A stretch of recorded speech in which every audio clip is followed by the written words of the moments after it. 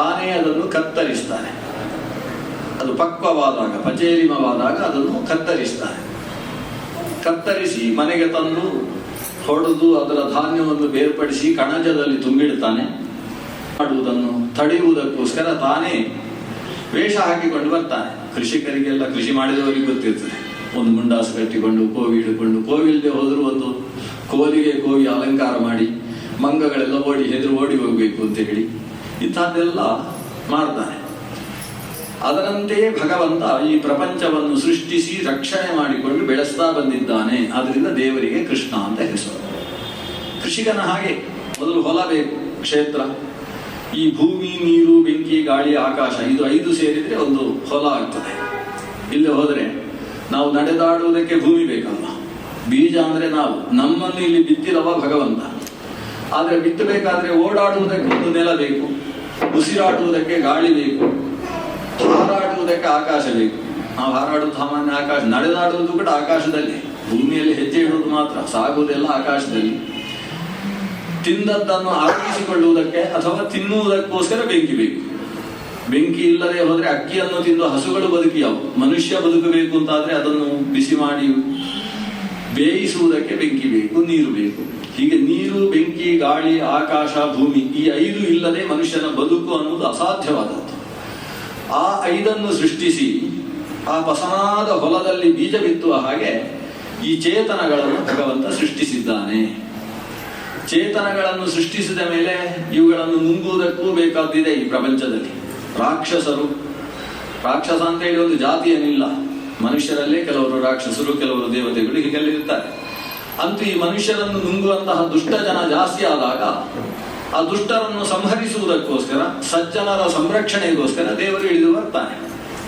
ಆ ಇಳಿದು ಬರುವುದು ಅಂದ್ರೆ ಈ ಕೃಷಿಕ ಹೇಗೆ ವೇಷ ಹಾಕಿಕೊಂಡು ರಕ್ಷಣೆ ಮಾಡುವುದಕ್ಕೆ ಸುತ್ತಾಡ್ತಾನೆ, ಹಾಗೆ ದೇವರು ಈ ಪ್ರಪಂಚದಲ್ಲಿ ತಾನು ಕಾಣಿಸಿಕೊಂಡು ಇದನ್ನು ರಕ್ಷಣೆ ಮಾಡುವ ಕೆಲಸವನ್ನು ಮಾಡ್ತಾನೆ. ತಾನೇ ಬೆಳೆಸಿದ್ದಂತಹ ಪ್ರಪಂಚವನ್ನು ಕೊನೆಗೆ ಸಂಹರಿಸುವ ಕೆಲಸವು ಅವನದ್ದೇ. ತಾನೇ ಬೆಳೆಸಿದ್ದನ್ನು ಹೇಗಪ್ಪ ಸಂಹರಿಸುವುದು? ಅದು ಹುಟ್ಟಿಸಿದವನಿಗೆ ಹೆಗ್ಗಣವು ಮುದ್ದು ಅಂತ ಒಂದು ಗಾದೆ ಉಂಟಲ್ವ. ತಾನೇ ಬೆಳೆಸಿದ್ದು. ವಿಷವೃಕ್ಷೋಪಿ ಸಂವರ್ಧ್ಯ ಸ್ವಯಂ ಚೇತ್ತು ಅಸಾಂಪ್ರತ ಅಂತ ಒಂದು ಗಾದೆ ಸಂಸ್ಕೃತದ್ದು ಕೂಡ. ಅದು ಬೆಳೆಸಿದ್ದು ವಿಷವೃಕ್ಷವೇ ಆದರೂ ಕೂಡ ತಾನೇ ಕತ್ತರಿಸುವುದು ಸರಿಯಾಗುವುದಿಲ್ಲ. ಆದ್ರೆ ದೇವರು ಅದನ್ನೇನು ಆಲೋಚನೆ ಮಾಡುವುದಿಲ್ಲ. ತಾನೇ ಬೆಳೆಸಿದ ಪ್ರಪಂಚವನ್ನು ಸಂಹಾರ ಮಾಡ್ತಾನೆ. ಕೃಷಿಕ ಮಾಡಿದ ಹಾಗೆ, ನಾನೇ ಬೆಳೆಸಿದ್ದು ಇಷ್ಟು ಚೆನ್ನಾಗಿ ಬಂದಿದೆ ಭತ್ತದ ಬೇರು, ನಾನೇ ಹೇಗೆ ಕತ್ತರಿಸುವುದು ಅಂತ ಸುಮ್ಮನೆ ಇರುವುದಿಲ್ಲವ. ಅದು ಪಕ್ವವಾದಾಗ ಅದನ್ನು ಕತ್ತರಿಸುವ ಹಾಗೆ ಇದಕ್ಕೆ ಲಯವನ್ನೂ ಕೊಟ್ಟು ಕೊನೆಗೆ ಅದರಿಂದ ಮತ್ತೆ ಒಂದಿಷ್ಟು ಬೀಜ ಹಿಡ್ಕೊಂಡು ಬಿತ್ತು. ಮುಷ್ಟಿ ಸೃಷ್ಟಿ ಅಂತ ಕರೀತಾರೆ. ಮತ್ತೊಂದು ಮುಷ್ಟಿ ಹಿಡ್ಕೊಂಡು ಬಂದು ಸೃಷ್ಟಿಸುವುದು. ಹೀಗೆ ಸೃಷ್ಟಿ, ಸ್ಥಿತಿ, ಲಯ ಅನ್ನುವ ಪ್ರಕ್ರಿಯೆಯನ್ನು ನಿರಂತರ ಒಬ್ಬ ಕೃಷಿಕ ನಡೆಸುವ ಹಾಗೆ ನಡೆಸುವವನಾದ್ರಿಂದ ದೇವರನ್ನು ಕೃಷ್ಣ ಅಂತ ಕರೀತಾರೆ. ದೇವರು ಸೃಷ್ಟಿ, ಸ್ಥಿತಿ, ಲಯವನ್ನು ಯಾರಿಗೋಸ್ಕರ ಮಾಡುವುದು, ಏತಕ್ಕೋಸ್ಕರ ಮಾಡುವುದು ಅಂತ ದೇವರ ಮೇಲೆ ಒಂದು ಪ್ರಶ್ನೆ. ನಮ್ಮನ್ನೆಲ್ಲ ಸೃಷ್ಟಿಸಿ ನಮ್ಮ ಕಷ್ಟವನ್ನು ನೋಡಿ, ಚಂದ ನೋಡಿ ಕುಣಿಬೇಕು ಅಂತ ನೀನು ಸೃಷ್ಟಿಸುವುದಾ ಅಂತ ದೇವರ ಮೇಲೆ ಆಕ್ಷೇಪ ಮಾಡಿದವರು ಕೂಡ ಪುರಾಣ ಸಾಹಿತ್ಯದಲ್ಲಿ ಇದ್ದಾರೆ. ಹಿಟ್ಲರ್ ಪ್ರಜ್ಞೆ ಅಂತ ದೇವರದ್ದು. ಅದು ಇಲ್ಲಿಗೆ ಪ್ರಾಣ ಸಂಕಟ, ಬೆಕ್ಕಿಗೆ ಆಟ ಅಂತಿದ್ದ ಹಾಗೆ ನಮ್ಮನ್ನೆಲ್ಲ ಸೃಷ್ಟಿಸಿ ಈ ಸಂಸಾರದಲ್ಲಿ ಇವರು ತೊಳಲಾಡುವುದನ್ನು ನೋಡಿ ದೇವರು ಖುಷಿ ಪಡ್ತಾ ಇದ್ದಾನ? ಏನು ಕಥೆ? ಸೃಷ್ಟಿಯ ಉದ್ದೇಶ ಏನು? ದೇವರಿಗೇನೂ ಸಿಗಬೇಕು ಅಂತಿಲ್ಲ ಅಲ್ವಾ? ದೇವರು ಅನ್ನುವ ಸ್ವರೂಪಕ್ಕೆ ಅರ್ಥ ಏನು ಅಂದ್ರೆ ಎಲ್ಲವನ್ನೂ ಪಡೆದವ, ಆಪ್ತ ಕಾಮ, ಅವನಿಗೆ ಏನೂ ಪಡಿಬೇಕಾದಿಲ್ಲ, ಅವ ಪೂರ್ಣನಾದವ. ಹಾಗಾದ್ರೆ ಸೃಷ್ಟಿಸಿದ್ದು ಯಾಕೆ? ಅವನ ಪ್ರಯೋಜನಕ್ಕೋಸ್ಕರ ಅಲ್ಲ, ನಮ್ಮ ಪ್ರಯೋಜನಕ್ಕೋಸ್ಕರ. ಯಾವತ್ತು ತನಗೋಸ್ಕರ ಅಂತ ಏನಾದ್ರೂ ಮಾಡಿಕೊಂಡ್ರೆ ಅವ ದೊಡ್ಡವ ಆಗುವುದಿಲ್ಲ. ಒಂದು 4 ಅಂತಸ್ತಿನ ಮನೆ ಕಟ್ಟಿದ್ದಾನೆ, ಭಾರಿ ಭಾರಿ ಸಮೃದ್ಧವಾದದ್ದು ಅಂತ ಹೇಳಿದ್ರೆ ಅದು ಪೇಪರ್ ಅಲ್ಲಿ ಬರುವ ವಿಷಯ ಅಲ್ಲ. ಅದು ಊರಿನಲ್ಲಿ ಮನೆ ಇಲ್ಲದೆ ಇದ್ದವರಿಗೆ 4 ಮನೆ ಕಟ್ಟಿಸಿ ಕೊಟ್ಟಿದ್ದಾನೆ ಅಂತ ಹೇಳಿದ್ರೆ ಅದು ದೊಡ್ಡ ವಿಷಯ ಆಗ್ತದೆ. ಅಂದ್ರೆ ಪರಾರ್ಥವಾಗಿ ಕೆಲಸ ಮಾಡಿದಾಗ ಅದು ದೊಡ್ಡ ವಿಷಯ. ದೇವರು ಪ್ರಪಂಚದ ಸೃಷ್ಟಿ ಅಥವಾ ಪ್ರಪಂಚವನ್ನೇ ಸೃಷ್ಟಿಸಿದ್ದು ಇವೆಲ್ಲವೂ ಅವನಿಗೋಸ್ಕರ ಮಾಡಿಕೊಂಡದ್ದಲ್ಲ, ನಮಗೋಸ್ಕರ, ನಮ್ಮ ಸ್ವರೂಪದ ಆವಿರ್ಭಾವ ಆಗುವುದಕ್ಕೋಸ್ಕರ. ಬಿತ್ತುವ ಬೀಜ ಅದು ಅಕ್ಕಿಯ ಬೀಜ, ಭತ್ತವೂ ಆಗಿರ್ಬೋದು, ಹಾಗಲಕಾಯಿಯ ಬೀಜವೂ ಆಗ್ಬೋದು, ಮಾವಿನ ಬೀಜವೂ ಆಗ್ಬೋದು. ಅದರ ಸ್ವರೂಪಕ್ಕೆ ಅನುಗುಣವಾಗಿ ಅದು ಬೆಳೆದು ಅದರ ಸ್ವರೂಪದ ಪಕ್ವತೆ ಆಗಬೇಕು, ಅದು ತನ್ನ ಸ್ವರೂಪದಲ್ಲಿ ಹೋಗಿ ಸೇರಬೇಕು ಅನ್ನುವ ಭಾವದಿಂದ ದೇವರು ಈ ಪ್ರಪಂಚವನ್ನು ಸೃಷ್ಟಿಸಿದ್ದಾನೆ. ಅಂದ್ರೆ ನಮ್ಮ ಶ್ರೇಯಸ್ಸಿಗೋಸ್ಕರ. ಯತ್ರ ತ್ರಿಸರ್ಗೋ ಮೃಷ, ಭಗವಂತನಿಗೆ ಈ ಸೃಷ್ಟಿಯ ಅವಶ್ಯಕತೆ ಇಲ್ಲ. ಅವನನ್ನೇ ಸೃಷ್ಟಿಸಿಕೊಳ್ತಾನೆ. ನಾನಾ ಅವತಾರ ರೂಪಗಳನ್ನು ಮಾಡಿಕೊಳ್ತಾನೆ. ಇವೆಲ್ಲವೂ ಕೂಡ ಲೋಕದ ಶ್ರೇಯಸ್ಸಿಗೋಸ್ಕರ. ಅದ ದೇವರು ನಮ್ಮನ್ನು ಸೃಷ್ಟಿಸಿದ್ದಾನೆ ಅನ್ನುವುದು ಭಾಗವತದ ಒಂದು ದೊಡ್ಡ ವಿಷಯ. ದೊಡ್ಡ ವಿಷಯ ಅಂದ್ರೆ ಭಾಗವತ ಒಟ್ಟು 100 ಪುಟ ಇದೆ ಅಂತ ಆದ್ರೆ ಅದರಲ್ಲಿ 25 ಪುಟದ ವಿಷಯ ಅದೇ ದೇವರು ಸೃಷ್ಟಿಸಿದ್ದಾನೆ ಅಂತ ಹೇಳುವುದಕ್ಕೆ ಅಷ್ಟು ದೊಡ್ಡ ವಿಷಯ. 4 ಬಾರಿ ಸೃಷ್ಟಿ ಪ್ರಕ್ರಿಯೆಯನ್ನು ಭಾಗವತ ಹೇಳ್ತದೆ. ಅದು ಯಾಕೆ ಅದನ್ನು ವಿಸ್ತಾರವಾಗಿ ಹೇಳುವುದು ಅಂತ ಹೇಳಿದ್ರೆ, ನಮಗೆ ದೇವರ ಮೇಲೆ ಭಕ್ತಿ ಹುಟ್ಟಬೇಕಲ್ವಾ. ಭಕ್ತಿ ಅನ್ನುವುದು ತಾರಕವಾದದ್ದು. ಭಕ್ತಿ ಹೇಗೆ ತಾರಕ ಅಂತ ಮುಂದಕ್ಕೆ ನವಮಸ್ಕಂದ ನೋಡಿದಾಗ ನೋಡೋಣ. ಆದ್ರೆ ಭಕ್ತಿ ಹುಟ್ಟಬೇಕಾದ್ರೆ ಒಬ್ಬರ ಭಕ್ತಿ ಅಂದ್ರೆ ಏನು? ಪ್ರೀತಿ. ಆ ಪ್ರೀತಿಯೇ ಬೇರೆ ಬೇರೆ ಸ್ವರೂಪದಲ್ಲಿ ಬೇರೆ ಬೇರೆ ಹೆಸರನ್ನು ಪಡೆಯುವುದು. ಪುಟ್ಟ ಮಕ್ಕಳ ಮೇಲೆ ವಿಶಿಷ್ಟವಾದ ಪ್ರೀತಿ ಇರ್ತದೆ. ಆ ಪ್ರೀತಿಯನ್ನು ಭಕ್ತಿ ಅಂತ ಕರೆಯುವುದಿಲ್ಲ, ವಾತ್ಸಲ್ಯ ಅಂತ ಕರೀತೇವೆ. ಒಬ್ಬ ಪತಿಯಾದವನಿಗೆ ಅನುಕೂಲವಾದ ಸತಿಯ ಮೇಲೆಯೂ ಪ್ರೀತಿ ಇರ್ತದೆ. ಆ ಪ್ರೀತಿಯನ್ನು ಒಂದು ಪ್ರೀತಿ ಅಥವಾ ಪ್ರೇಮ ಅನ್ನುವ ಶಬ್ದದಿಂದಲೇ ಕರೀತಾರೆ. ಒಬ್ಬ ಗೆಳೆಯನಿಗೆ ಪರಸ್ಪರ ಪ್ರೀತಿ ಇರ್ತದೆ. ಅದನ್ನು ಪ್ರೀತಿ ಪ್ರೇಮ ಅನ್ನುವ ಶಬ್ದದಿಂದ ಕರೆಯುವುದಿಲ್ಲ, ಅದನ್ನು ಸ್ನೇಹ ಅಂತ ಕರೀತೇವೆ. ಮಗುವಿಗೆ ತಂದೆಯ ಮೇಲೆ ತಾಯಿಯ ಮೇಲೆ ಪ್ರೀತಿ ಇರ್ತದೆ. ಅದರ ಜೊತೆಗೆ ಅವರು ದೊಡ್ಡವರು, ಅವರಲ್ಲಿ ವಿಶಿಷ್ಟವಾದ ಶಕ್ತಿ ಇದೆ ಅನ್ನುವ ಪ್ರಜ್ಞೆಯೂ ಇರ್ತದೆ. ಆವಾಗ ಆ ಪ್ರೀತಿಯನ್ನು ಭಕ್ತಿ ಅಂತ ಕರೀತಾರೆ. ಪಿತೃಭಕ್ತಿ, ಮಾತೃಭಕ್ತಿ ಅಂತ ಕರೀತೇವೆ. ಹಾಗಾದ್ರೆ ಭಕ್ತಿ ಅಂತ ಆಗಬೇಕಾದ್ರೆ ಅದು ಒಂದು ತರದ ಪ್ರೀತಿ. ಆದ್ರೆ ಆ ಪ್ರೀತಿಯಲ್ಲಿ ಇವರು ದೊಡ್ಡವರಪ್ಪ, ಇವರು ನಮಗೆಲ್ಲ ಬೇಕಾದ್ದನ್ನು ಕೊಡುವವರು, ನಾವು ಅವರನ್ನು ಆರಾಧಿಸಿದರೆ, ಅವರನ್ನು ಪ್ರೀತಿಗೊಳಿಸಿದರೆ ನಾವು ಶ್ರೇಯಸ್ಸನ್ನು ಪಡೀತೇವೆ ಅನ್ನುವ ಈ ಮಹಾತ್ಮ್ಯ ಜ್ಞಾನದ ಜೊತೆಗೆ ಒಂದು ಶಕ್ತಿಯನ್ನು ಅಥವಾ ಒಂದು ವ್ಯಕ್ತಿಯನ್ನು ನಾವು ಪ್ರೀತಿಸುವುದನ್ನೇ ಭಕ್ತಿ ಅಂತ ಹೇಳುವುದು. ಈ ಭಕ್ತಿ ಎನ್ನುವುದೇ ಸಂಸಾರದಲ್ಲಿ ನಮಗೆ ತಾರಕವಾಗಿರತಕ್ಕಂತಹ ಪರಮೌಷಧ. ಅಂತಹ ಭಕ್ತಿ ಹುಟ್ಟಬೇಕಾದ್ರೆ ಯಾರು ನಮಗೆ ಉಪಕಾರ ಮಾಡ್ತಾರೆ ಅವರ ಮೇಲೆ ಅಂತಹ ಭಕ್ತಿ ಪ್ರೀತಿ ಹುಟ್ಟುವುದಕ್ಕೆ ಸಾಧ್ಯ ಆಗ್ತದೆ. ದೇವರು ನಮಗೆ ಉಪಕಾರ ಮಾಡ್ತಾನೆ ಅಂತಲೇ ಗೊತ್ತಿಲ್ಲ ಅಂತಾದ್ರೆ ದೇವರ ಬಗ್ಗೆ ಭಕ್ತಿ ಹುಟ್ಟುವುದು ಹೇಗೆ ಸಾಧ್ಯ ಆಗ್ತದೆ? ಆ ನಿಟ್ಟಿನಿಂದ ಭಗವಂತ ನಮಗೆ ಸೃಷ್ಟಿಯ ಮೂಲಕ, ಸ್ಥಿತಿಯ ಮೂಲಕ ಏನೆಲ್ಲ ಕೊಡ್ತಾನೆ ಅನ್ನುವುದನ್ನು ನಿರೂಪಿಸುವುದಕ್ಕೋಸ್ಕರ ಈ ಸೃಷ್ಟಿ ಸ್ಥಿತಿ ಲಯಗಳ ನಿರೂಪಣೆ. ಒಂದು ಕಾಲು ಗಂಟೆ ನಿಮಗೆ ನಿದ್ದೆ ಬಂದರೂ ತೊಂದರೆ ಇಲ್ಲ, ಒಂದು ಕಾಲು ಗಂಟೆ ಸೃಷ್ಟಿಯ ಬಗ್ಗೆ ಹೇಳಬೇಕು ನಾನು. ಇಲ್ಲಿ ಹೋದ್ರೆ ಭಾಗವತ ಹೇಳಿದ ಹಾಗೆ ಆಗುವುದಿಲ್ಲ. ಸೃಷ್ಟಿ ನಾವು ಇವತ್ತೆಲ್ಲ ಬೇರೆ ಬೇರೆ ಕ್ರಮ ಉಂಟು. ಸೃಷ್ಟಿಯನ್ನು ಏನೇನೋ ತಿಳ್ಕೊಂಡಿದ್ದೇವಲ್ಲ, ಭಾಗವತ ಏನು ಹೇಳಿದೆ ಅಂತ ಅಷ್ಟು ತಿಳ್ಕೊಳ್ಳ. ಮೊದಲು ಏನೂ ಇರಲಿಲ್ಲ, ಇದು ಒಂದು ಸ್ಥಿತಿ. ಏನೂ ಇರಲಿಲ್ಲ ಅಂದ್ರೆ ಎಲ್ಲ ಇತ್ತು ಅಂತ ಅರ್ಥ. ವೇದಾಂತ ಶುರುವಾಗುವುದೇ ಹೀಗೆ: ನಾಸದಾಸಿ ನೋ ಸದಾಸಿ ತದಾನೀಂ ನಾಸಿ ದ್ರಜೋ ನೋ ವ್ಯೋಮ ಪರೋಯತ್ ಅಂತ ಋಗ್ವೇದ ಹೇಳ್ತದೆ. ಏನೂ ಇರಲಿಲ್ಲ. ಏನೂ ಇರಲಿಲ್ಲ ಅಂದ್ರೆ ಎಲ್ಲವೂ ಇತ್ತು ಅಂತ ಅರ್ಥ. ಈ ಭಾಷೆಯ ಸ್ವರೂಪವೇ ಹಾಗೆ. ಯಾವುದು ಸರ್ವ ನಿಷೇಧವನ್ನು ಮಾಡ್ತದೋ ಅದು ಎಲ್ಲವನ್ನೂ ವಿಧಾನ ಮಾಡ್ತದೆ. ನಮ್ಮಲ್ಲಿ ಸಾರ್ವಜನಿಕ ವಸ್ತು ಅಂತ ಎದುರುಗಡೆ ಒಂದು ಲೈಟ್ ಕಂಬ ಇರ್ತದೆ.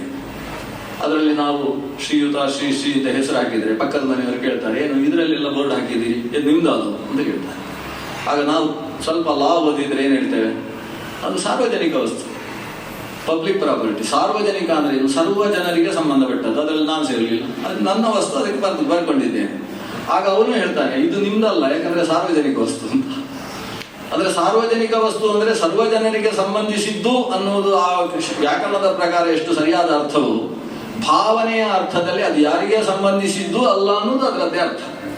ಸರ್ವವಿಧಾಯಕವಾದ ಶಬ್ದ ಸರ್ವ ನಿಷೇಧಕ ಅನ್ನೋದು ಒಂದು ಭಾಷಾ ಸೂತ್ರದ ನಿಯಮ. ಅವನು ನಿರ್ಗುಣ ಅಂದ್ರೆ ಎಲ್ಲಾ ಗುಣ ಉಳ್ಳವ ಅಂತ ಅರ್ಥ. ಕೇವಲೋ ನಿರ್ಗುಣಶ್ಚ ಅಂತ ಯಾವ ಗುಣವೂ ಇಲ್ಲ ಅಂತ ಒಂದು ಶಬ್ದ ಹೇಳಿದ್ರೆ ಅಥವಾ ಸಕಲ ಗುಣ ಪರಿಪೂರ್ಣ ಅನ್ನೋ ಅರ್ಥ ಸಿಗ್ತದೆ. ಹಾಗೆ ಏನೂ ಇರಲಿಲ್ಲ. ಏನೂ ಇರಲಿಲ್ಲ ಅಂದ್ರೆ ಅರ್ಥ ಕಾಣುವ ಹಾಗೆ ಯಾವುದೂ ಇರಲಿಲ್ಲ. ಹಾಗಾದ್ರೆ ಸೃಷ್ಟಿಯ ಆರಂಭ ಅಥವಾ ಸೃಷ್ಟಿಗಿಂತ ಮೊದಲ ಕಾಲ ನಾವು ಪ್ರಳಯ ಅಂತ ಅದನ್ನು ಬೇಕಾದ್ರೆ ಕರೆಯುವ. ಆ ಪ್ರಳಯ ಕಾಲದಲ್ಲಿ ವ್ಯಕ್ತವಾಗಿ ಯಾವುದೂ ಇಲ್ಲ, ಎಲ್ಲವೂ ಅವ್ಯಕ್ತ ತತ್ವ, ಎಲ್ಲವೂ ಅವ್ಯಕ್ತವಾಗಿದ್ದರಿಂದ ಅದನ್ನು ಪ್ರಳಯ ಅಂತ ಕರೀತಾರೆ. ಭೂಮಿಯನ್ನು ಸೃಷ್ಟಿ ಮಾಡುವುದಕ್ಕೆ ಬೇಕಾದ ಭೂಮಿ ಅನ್ನುವ ಭೂತದ ಸೂಕ್ಷ್ಮ ಆಕಾರದಲ್ಲೂ ಇತ್ತು, ಪರಮಾಣು ಸ್ವರೂಪದ ಭೂಮಿ ಆಗಲೂ ಇತ್ತು. ನೀರನ್ನು ಸೃಷ್ಟಿ ಮಾಡುವುದಕ್ಕೆ ನೀರಿನದ್ದೇ ಆದಂತಹ ಸೂಕ್ಷ್ಮ ಪರಮಾಣುಗಳು ಭೂತ ಸೂಕ್ಷ್ಮ ಆ ಕಾಲದಲ್ಲೂ ಇತ್ತು. ಆಕಾಶ ವಾಯು ಎಲ್ಲಕ್ಕೂ ಮೂಲಭೂತವಾದದ್ದು ಆ ಕಾಲದಲ್ಲಿ ಇತ್ತು. ಆದರೆ ಕಾಣುವ ಹಾಗೆ ಯಾವುದೂ ಇರಲಿಲ್ಲ. ಇಂತಹ ಸ್ಥಿತಿಯನ್ನು ಪ್ರಳಯ ಅಂತ ಕರೀತೇವೆ.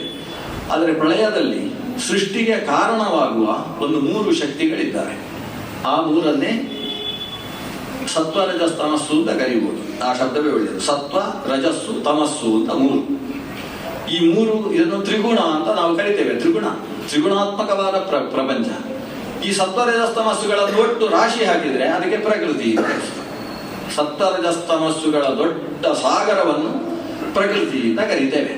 ಸೃಷ್ಟಿ ಯಾವುದರಿಂದ ಆಯಿತು ಅಂತ ಕೇಳಿದ್ರೆ ಸಾಮಾನ್ಯ ಜನರು ಹೇಳ್ತಾರೆ ಪ್ರಕೃತಿಯಿಂದ ಸೃಷ್ಟಿ ಆಯಿತು ಅಂತ ಹೇಳ್ತಾರೆ. ಪ್ರಕೃತಿಯಿಂದ ಸೃಷ್ಟಿ, ಎಲ್ಲ ಸೃಷ್ಟಿಯೂ ಪ್ರಕೃತಿಯಿಂದಲೇ ಆಗುತ್ತೆ.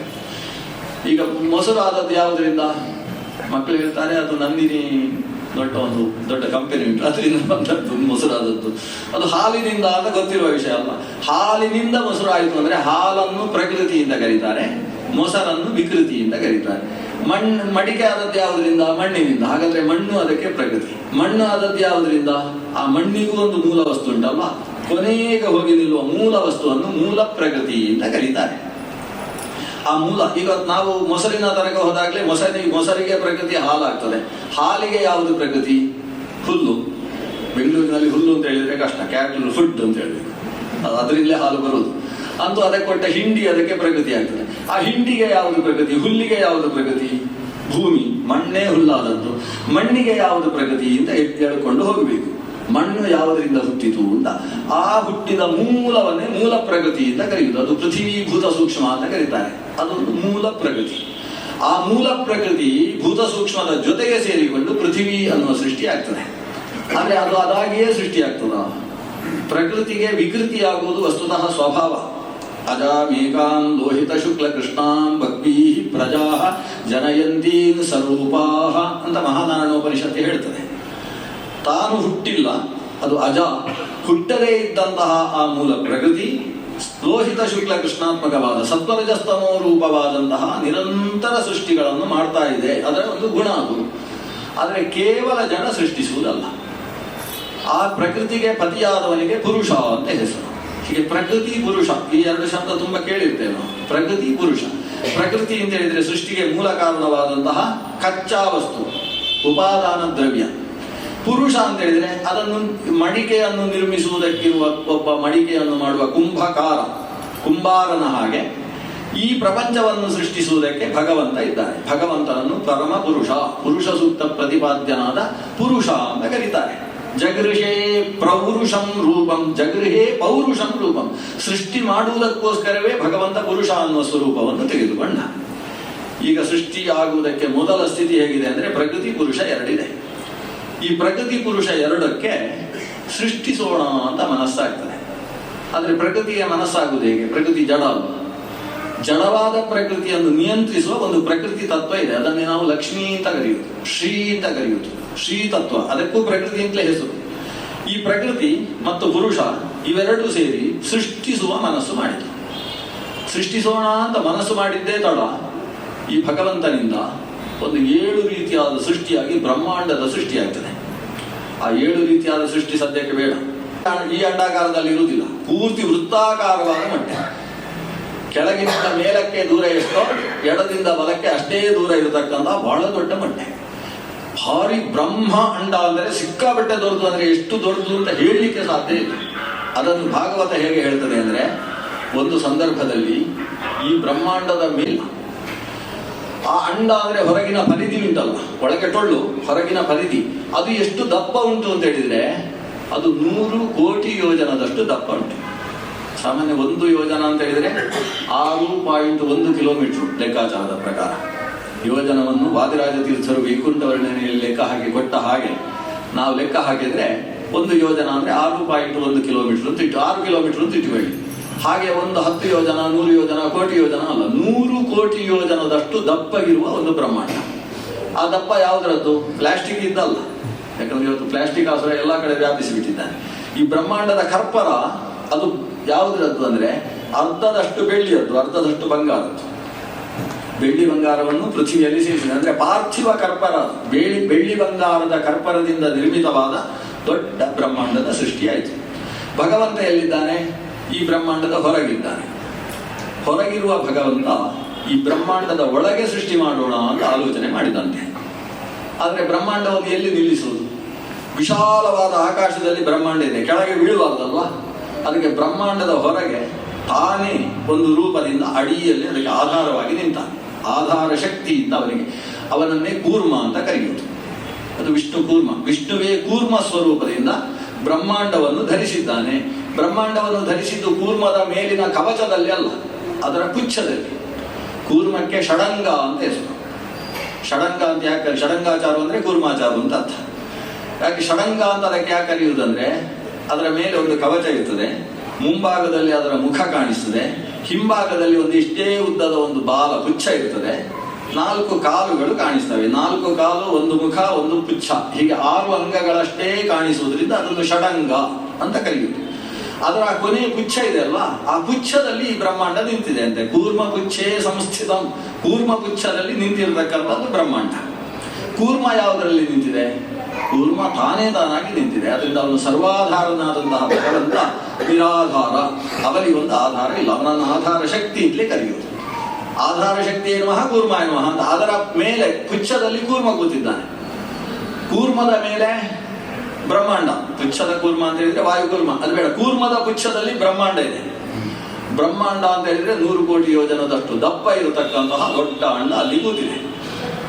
ಈ ಬ್ರಹ್ಮಾಂಡದ ಒಳಗೆ ಸೃಷ್ಟಿಸುವ ಆಲೋಚನೆ ದೇವರು ಮಾಡ್ತಾನೆ. ಬ್ರಹ್ಮಾಂಡದ ಒಳಗೆ ಏನಿದೆ? ಅರ್ಧದಷ್ಟು ನೀರು ತುಂಬಿದೆ. ನೀವೊಂದು ಪ್ರಬಂಧ ಬರೀಬಹುದು, ಇದ್ಮೇಲೆ ಆಮೇಲೆ ಚಿತ್ರ ಮಾಡ್ಬೋದು. ಅರ್ಧದಷ್ಟು ನೀರು ಈ ಬ್ರಹ್ಮಾಂಡದ ಒಳಗಿರುವ ನೀರು, ಆದ್ರಿಂದ ಅದಕ್ಕೆ ಅಂಡೋದಕ ಅಂತ ಹೆಸರು. ಯಾರಾದರೂ ವೈದ್ಯಕೀಯ ಅಧ್ಯಯನ ಮಾಡಿದವರಿಗೆ ಗರ್ಭಾಶಯವನ್ನು ಬ್ರಹ್ಮಾಂಡವನ್ನು ನೋಡಿದರೆ ಪೂರ್ತಿ ಗರ್ಭಾಂಡಕ್ಕೂ ಪಿಂಡಾಂಡಕ್ಕೂ ಬ್ರಹ್ಮಾಂಡಕ್ಕೂ ವ್ಯತ್ಯಾಸವೇ ಕಾಣಿಸುವುದಿಲ್ಲ, ಅಷ್ಟು ಸ್ಫುಟವಾಗಿ ಇದಕ್ಕೂ ಅದಕ್ಕೂ ಸಂಬಂಧ ಇದೆ.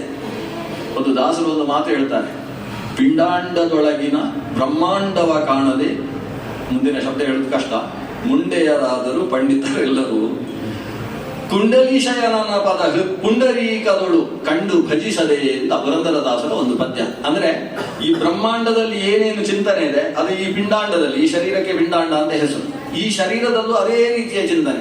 ಅಲ್ಲಿ ಸಪ್ತ ಸಾಗರದ ಆಲೋಚನೆ ಮಾಡಿದ್ರೆ ಇಲ್ಲಿ ಸಪ್ತ ಚಕ್ರಗಳನ್ನು ಚಿಂತನೆ ಮಾಡಬೇಕು. ಅಲ್ಲಿ ಕುಂಡಲಿ ಅಂತ ಹೇಳಿ ಒಂದು ಯಾರು ಶೇಷನ ಮೇಲೆ ಭೂಮಿ ನಿಂತಿದೆ ಅಂತ ಶೇಷನನ್ನು ಆಲೋಚನೆ ಮಾಡಿದ್ರೆ ಇಲ್ಲೂ ಕೂಡ ಕುಂಡಲಿನಿ ಶಕ್ತಿಯನ್ನು ಆಲೋಚನೆ ಮಾಡಬೇಕು. ಅಲ್ಲಿ 3 ನದಿಗಳನ್ನು ಯೋಚಿಸಿದ್ರೆ ಇಲ್ಲಿ ಇಡಾ, ಪಿಂಗಲ ಮತ್ತು ಸುಷುಮ್ನ ಅನ್ನೋ ನಾಡಿಗಳನ್ನು ಚಿಂತಿಸಬೇಕು. ಎಲ್ಲ ಅಲ್ಲಿಗೂ ಇಲ್ಲಿಗೂ ಪೂರ್ಣ ಸಾಮ್ಯ. ಅಲ್ಲಿ ಒಟ್ಟು ಇಡೀ ಬ್ರಹ್ಮಾಂಡದಲ್ಲಿ ನದಿಗಳ ಸಂಖ್ಯೆ ಎಷ್ಟು ಅಂದ್ರೆ 3.5 ಕೋಟಿ ನದಿಗಳಿದ್ದಾವೆ ಬ್ರಹ್ಮಾಂಡದಲ್ಲಿ. ನಮ್ಮ ಶರೀರದಲ್ಲಿ ನಾಡಿಗಳು ಇರುವುದು ಕೂಡ 3.5 ಕೋಟಿ. ಸಾರ್ಧ ತ್ರಿಕೋಟ್ಯಸ್ತು ನಾಡ್ಯ ಅಂತ ಚರಕ ಸಂಹಿತೆ ಶುರುವಾಗುವುದೇ ನಾಡಿಗಳ ಲೆಕ್ಕಾಚಾರದಲ್ಲಿ. ಸಾರ್ಧ ತ್ರಿಕೋಟಿ ಅಂದ್ರೆ 3, ಹೇಗೆ ಭಾಗೀರಥ್ಯಾದಿ ಸಾರ್ಧ ತ್ರಿಕೋಟಿ ತೀರ್ಥಗಳಿದ್ದಾವೋ 3.5 ಕೋಟಿ ತೀರ್ಥಗಳಿದ್ದ ಹಾಗೆ ನಮ್ಮ ಶರೀರದಲ್ಲಿ 3.5 ಕೋಟಿ ನಾಡಿಗಳು. ಅದು ನದಿ, ಇದು ನಾಡಿ. ಇಂಗ್ಲಿಷ್ ನಲ್ಲಿ ಬರೆದ್ರೆ 2 ಒಂದೇ, NADI. ಅದು ನದಿ, ಇದು ನಾಡಿ. ಈ ನಾಡಿಯಲ್ಲಿ ಆ ನದಿ ದೇವತೆಗಳನ್ನು ಚಿಂತನೆ ಮಾಡಬೇಕು. ಈ ರೀತಿಯಲ್ಲಿ ಇಡೀ ಬ್ರಹ್ಮಾಂಡಕ್ಕೂ ಈ ಶರೀರಕ್ಕೂ ಒಂದು ವಿಶಿಷ್ಟವಾದ ಸಂಬಂಧ ಇದೆ.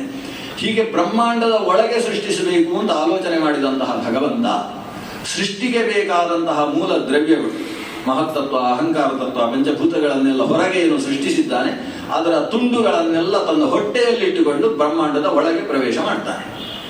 ಅವ ಹೇಗೆ ಪ್ರವೇಶ ಮಾಡಿದ ಅಂದ್ರೆ, ಈ ಬ್ರಹ್ಮಾಂಡ ದೊಡ್ಡದಾದದ್ದು 2 ಸೇರಿದ್ದುಂಟಲ್ವ, ಬಂಗಾರ ಮತ್ತು ಬೆಳ್ಳಿಯದ್ದು ಸೇರಿದ ಮಧ್ಯ ಭಾಗ, ಅಲ್ಲಿ ಒಂದು ಕ್ಷುರಧಾರೆಯಷ್ಟು ಪುಟ್ಟ ತೂತಿದೆ ಅಂತ, ಅದರ ಒಳಗೆ ಪ್ರವೇಶ ಮಾಡಿ ಬ್ರಹ್ಮಾಂಡದ ಒಳಗೆ ಬರ್ತಾನೆ ದೇವ. ಒಳಗೆ ಬಂದ್ರೆ ಅರ್ಧದಷ್ಟು ನೀರು ಬ್ರಹ್ಮಾಂಡದಲ್ಲಿ. ಆ ಬ್ರಹ್ಮಾಂಡದ ನೀರಿನ ಅಡಿಯಲ್ಲಿ ಹೋಗಿ ಮಲ್ಕೊಳ್ತಾನೆ. ಎಲ್ಲಿ? ಬ್ರಹ್ಮಾಂಡದ ಕರ್ಪರ ಇದೆಯಲ್ಲ ಕೆಳಗಿನ ಭಾಗ, ಅದರಲ್ಲಿ ತಾನು ಮಲ್ಕೊಳ್ತಾನೆ. ತಲೆ ಇಡ್ಲಿಕ್ಕೆ ಎಲ್ಲ ಚೆನ್ನಾಗಿದೆ, ಅದು ಹೀಗೆ ಇರುವುದರಿಂದ ತಲೆ ಇಲ್ಲಿಟ್ಟು ಕಾಲು ಇಲ್ಲಿಟ್ರೆ ಚೆನ್ನಾಗಿ. ಒಂದು ತೊಟ್ಟಿಲಲ್ಲಿ ಹುಟ್ಟಿದ ಮಗುವನ್ನು ಬಟ್ಟೆ ಕಟ್ಟಿ ಸೀರೆಯೇ ಕಟ್ಟಿ ತೊಟ್ಟಿಲು ಮಾಡುವುದಿಲ್ಲ ಹಾಗೆ ಈ ಮಗು ಮಲ್ಕೊಂಡಿದೆ. ಭಗವಂತ ನೀರಿನಲ್ಲಿ ಮಲ್ಕೊಂಡಿದ್ದಾನೆ. ನೀರಿನ ಅಡಿಯಲ್ಲಿ ಮಲಗಿ ನೀರಿಗೆ ಆಶ್ರಯನಾದ್ರಿಂದ ಅವನಿಗೆ ನೀರಾಯಣ ಅಂತ ಹೆಸರು. ನೀರಿಗೆಲ್ಲ ಅಯನನಾದವನಾದ್ರಿಂದ ನೀರಾಯಣ ಅಂತ ಅವನ ಹೆಸರು. ನೀರಾಯಣ ಅಂದ್ರೆ ಬೇರೆ ಅಲ್ಲ, ನಾರಾಯಣ ಅಂದ್ರೆ ಬೇರೆ ಅಲ್ಲ. ಸಂಸ್ಕೃತದಲ್ಲಿ ನೀರಕ್ಕೆ ನಾರ ಅಂತ ಒಂದು ಹೆಸರಿದೆ. ಆಪೋ ನಾರ ಇತಿ ಪ್ರೋಕ್ತ. ಅದನ್ನು ನೀರಿನ ಅಡಿಯಲ್ಲಿ ಮಲಗಿದವನು ಭಗವಂತ, ಅವ ನಾರಾಯಣ ಅಂತ ಕರೆಸಿಕೊಂಡ. ಆ ನಾರಾಯಣ ಅಲ್ಲಿ ಮಲಗಿದವ, ಸೃಷ್ಟಿಗೆ ಬೇಕಾದದ್ದೆಲ್ಲ ಅವನ ಹೊಟ್ಟೆಯ ಒಳಗಿದೆ, ವಿಶ್ವಂಭರನಾಗಿದ್ದಾನೆ ಅವ. ಹಾಗೆ ಮಲಗಿರುವ ದೇವ ಸೃಷ್ಟಿಸಬೇಕಲ್ಲ ಅಂತ ಯೋಚಿಸಿದ ಕೂಡಲೇ ಅವನ ನಾಭಿಯಿಂದ ಹೊರಗೆ ಒಂದು ಬರುವುದಕ್ಕೆ ಶುರುವಾಯಿತಂತೆ. ಅಜಸ್ಯ ನಾಭಾವಜ್ಜೇ ಕಮರ್ಪಿತಂ ಪುಷ್ಕರಂ ಲೋಕಸಾರಂ ಅಂತ ಅವನ ನಾಭಿಯಿಂದ ಒಂದು ಹಾಗೆ ಮೇಲಕ್ಕೆ ಬರಲಿಕ್ಕೆ ಶುರುವಾಯಿತು. ಕಮಲದ ಮೊಗ್ಗು. ಆದ್ರೆ ಎಲ್ಲಿ ಅರಳುವುದಕ್ಕೆ ಜಾಗ ಇದೆಯಾ? ನೀರಲ್ವಾ? ನೀರಾದ್ರಿಂದ ಹಾಗೆ ಮೇಲೆ ಮೇಲೆ ಮೇಲೆ ಮೇಲೆ ಬಂದ್ರೆ ಬ್ರಹ್ಮಾಂಡದ ಅರ್ಧದಷ್ಟು ಬಂದ್ರೆ ನೀರು ನಿಂತಿತು. ನೀರು ನಿಂತು ಕೂಡಲೇ ಅರಳಿತು. ಹೀಗೆ ಅಷ್ಟು ಎತ್ತರಕ್ಕೆ ಬಂದು ಆ ಕಮಲ ಅರಳಿಕೊಂಡಿತು. ಬ್ರಹ್ಮಾಂಡದ ಒಳಗೆ ಮೊದಲು ಹುಟ್ಟಿದ್ದು ಯಾವುದಂದ್ರೆ ಒಂದು ಪದ್ಮ. ಕಮಲ ಅರಳಿತು. ನೀವು ಕಮಲ ಅಂದ್ರೆ ಇನ್ಯಾವುದು ರಾಜಕೀಯಕ್ಕೆ ಹೋಗ್ಬೇಡಿ. ಆಮೇಲೆ ಕಮಲದಲ್ಲಿ ಪ್ರಶ್ನೆ ಬೇರೆ ಬರ್ತದೆ, ಅದು ಎಷ್ಟು 5 ಎಸಳಿದ್ದೋ 1000 ಎಸಳಿದ್ದೋ. 5 ಎಸಳಿನ ಕಮಲ ಅಂತ ಶಾಸ್ತ್ರದಲ್ಲಿ ಇಲ್ಲವೇ ಇಲ್ಲ. ಇದ್ರೆ ಕಡಿಮೆ ಅಂತ ಹೇಳಿದ್ರೆ 2 ಎಸಳಿನ ಕಮಲ ಇದೆ, ಆಮೇಲೆ ಹೋದ್ರೆ 4 ಎಸಳಿನ ಕಮಲ ಇದೆ, ಆಮೇಲೆ ಅಷ್ಟದಲ ಪದ್ಮ ಅಂತ ಉಂಟು. ಅಷ್ಟದಲ ಪದ್ಮದ ಮೇಲೆ ಸಹಸ್ರ, ಅದಕ್ಕೇನು ಶತ ಒಂದು ಹೆಸರಿದೆ, ಕಮಲಕ್ಕೆ ಒಂದು ಹೆಸರು ಶತಪತ್ರಂ, ಶತಪತ್ರ ನೇತ್ರ ಅಂತ ಭಗವಂತನಿಗೆ ಹೆಸರು. ಅಂದ್ರೆ ಲೆಕ್ಕ ಇಲ್ಲದೆ ಎಷ್ಟು ಇರುವಷ್ಟು ಹೆಸರುಳ್ಳದ್ದು ಅಂತ ಅದಕ್ಕೆ ಅರ್ಥ. ಕಮಲ ಅರಳಿತು. ಎಲ್ಲಿಂದ ಹುಟ್ಟಿದ್ದು? ನಾಭಿಕ್ರದಾಂಬುಜಾದಾಸೀತ್ ಲೋಕ ಬ್ರಹ್ಮ ಪ್ರಜಾಪತಿ. ಭಗವಂತನ ನಾಭಿ ಎಂಬಂತಹ ಸರೋವರದಿಂದ ಆವಿರ್ಭವಿಸಿದ ಪದ್ಮ ಅದು ಮೇಲಕ್ಕೆ ಬಂದು ಅರಳಿತು. ಅರಳಿದರೆ ವಿಶೇಷ ಏನು ಅಂದ್ರೆ ಆ ಪದ್ಮದೊಳಗೆ ಒಂದು ದುಂಬಿ ಇತ್ತಂತೆ. ಈಗ ಪದ್ಮ ಅರಳಿದಾಗ ಒಳಗೊಂದು ದುಂಬಿ. ಆ ದುಂಬಿ ಯಾರು? ನಾವಿವತ್ತು ಚತುರ್ಮುಖ ಅಂತ ಕರೆಯುವ ಬ್ರಹ್ಮದೇವ.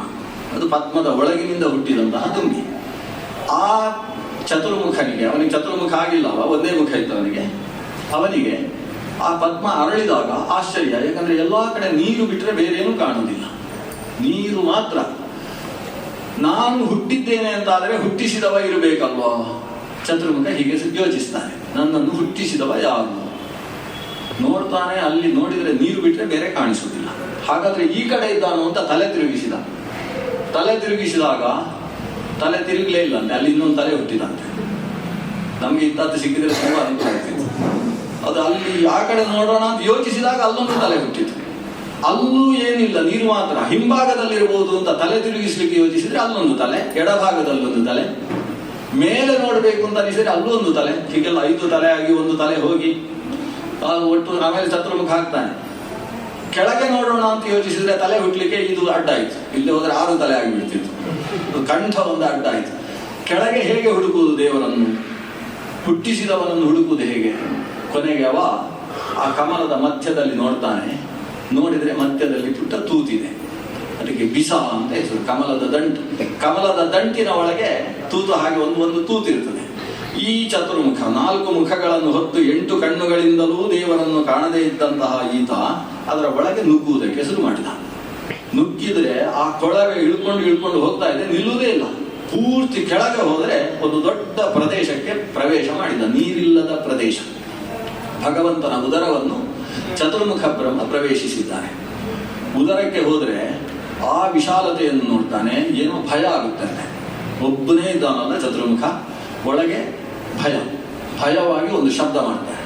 ಫಾಣ್ ಅಂತ ಒಂದು ಶಬ್ದ ಮಾಡ್ತಾನಂತೆ. ಈ ಫಾಣ್ ಅಂದ್ರೆ ಮಾತು ಅಂತ ಅರ್ಥ. ಆ ಶಬ್ದಕ್ಕೆ ಫಣ, ಅವ್ಯಕ್ತೇ ಶಬ್ದೆ ಅಂತ. ಫಣ ಅಂದ್ರೆ ಶಬ್ದ ಅಂತ ಅರ್ಥ. ಶಬ್ದ ಅಂತ ಒಂದು ಶಬ್ದ ಮಾಡಿದವ ಫಾಣ್. ತುಳುವಿನಲ್ಲಿ ಪಣೆ ಬಳು ಅಂತ ಹೇಳೋದಿಲ್ಲ, ಅದು ಫಾಣ್ ಅನ್ನೋದ್ರಲ್ಲೇ ಹುಟ್ಟಿದ್ದು. ಈ ತುಳುವನ್ನೇ ಶುರು ಮಾಡಿದ್ದು, ಚತುರ್ಮುಖ ಶುರು ಮಾಡಿದ್ದೇ ತುಳು ಭಾಷೆಯಲ್ಲಿ. ಅಲ್ಲಿ ಫಾಣ್ ಅಂತ ಒಂದು ಶಬ್ದ ಮಾಡಿದ.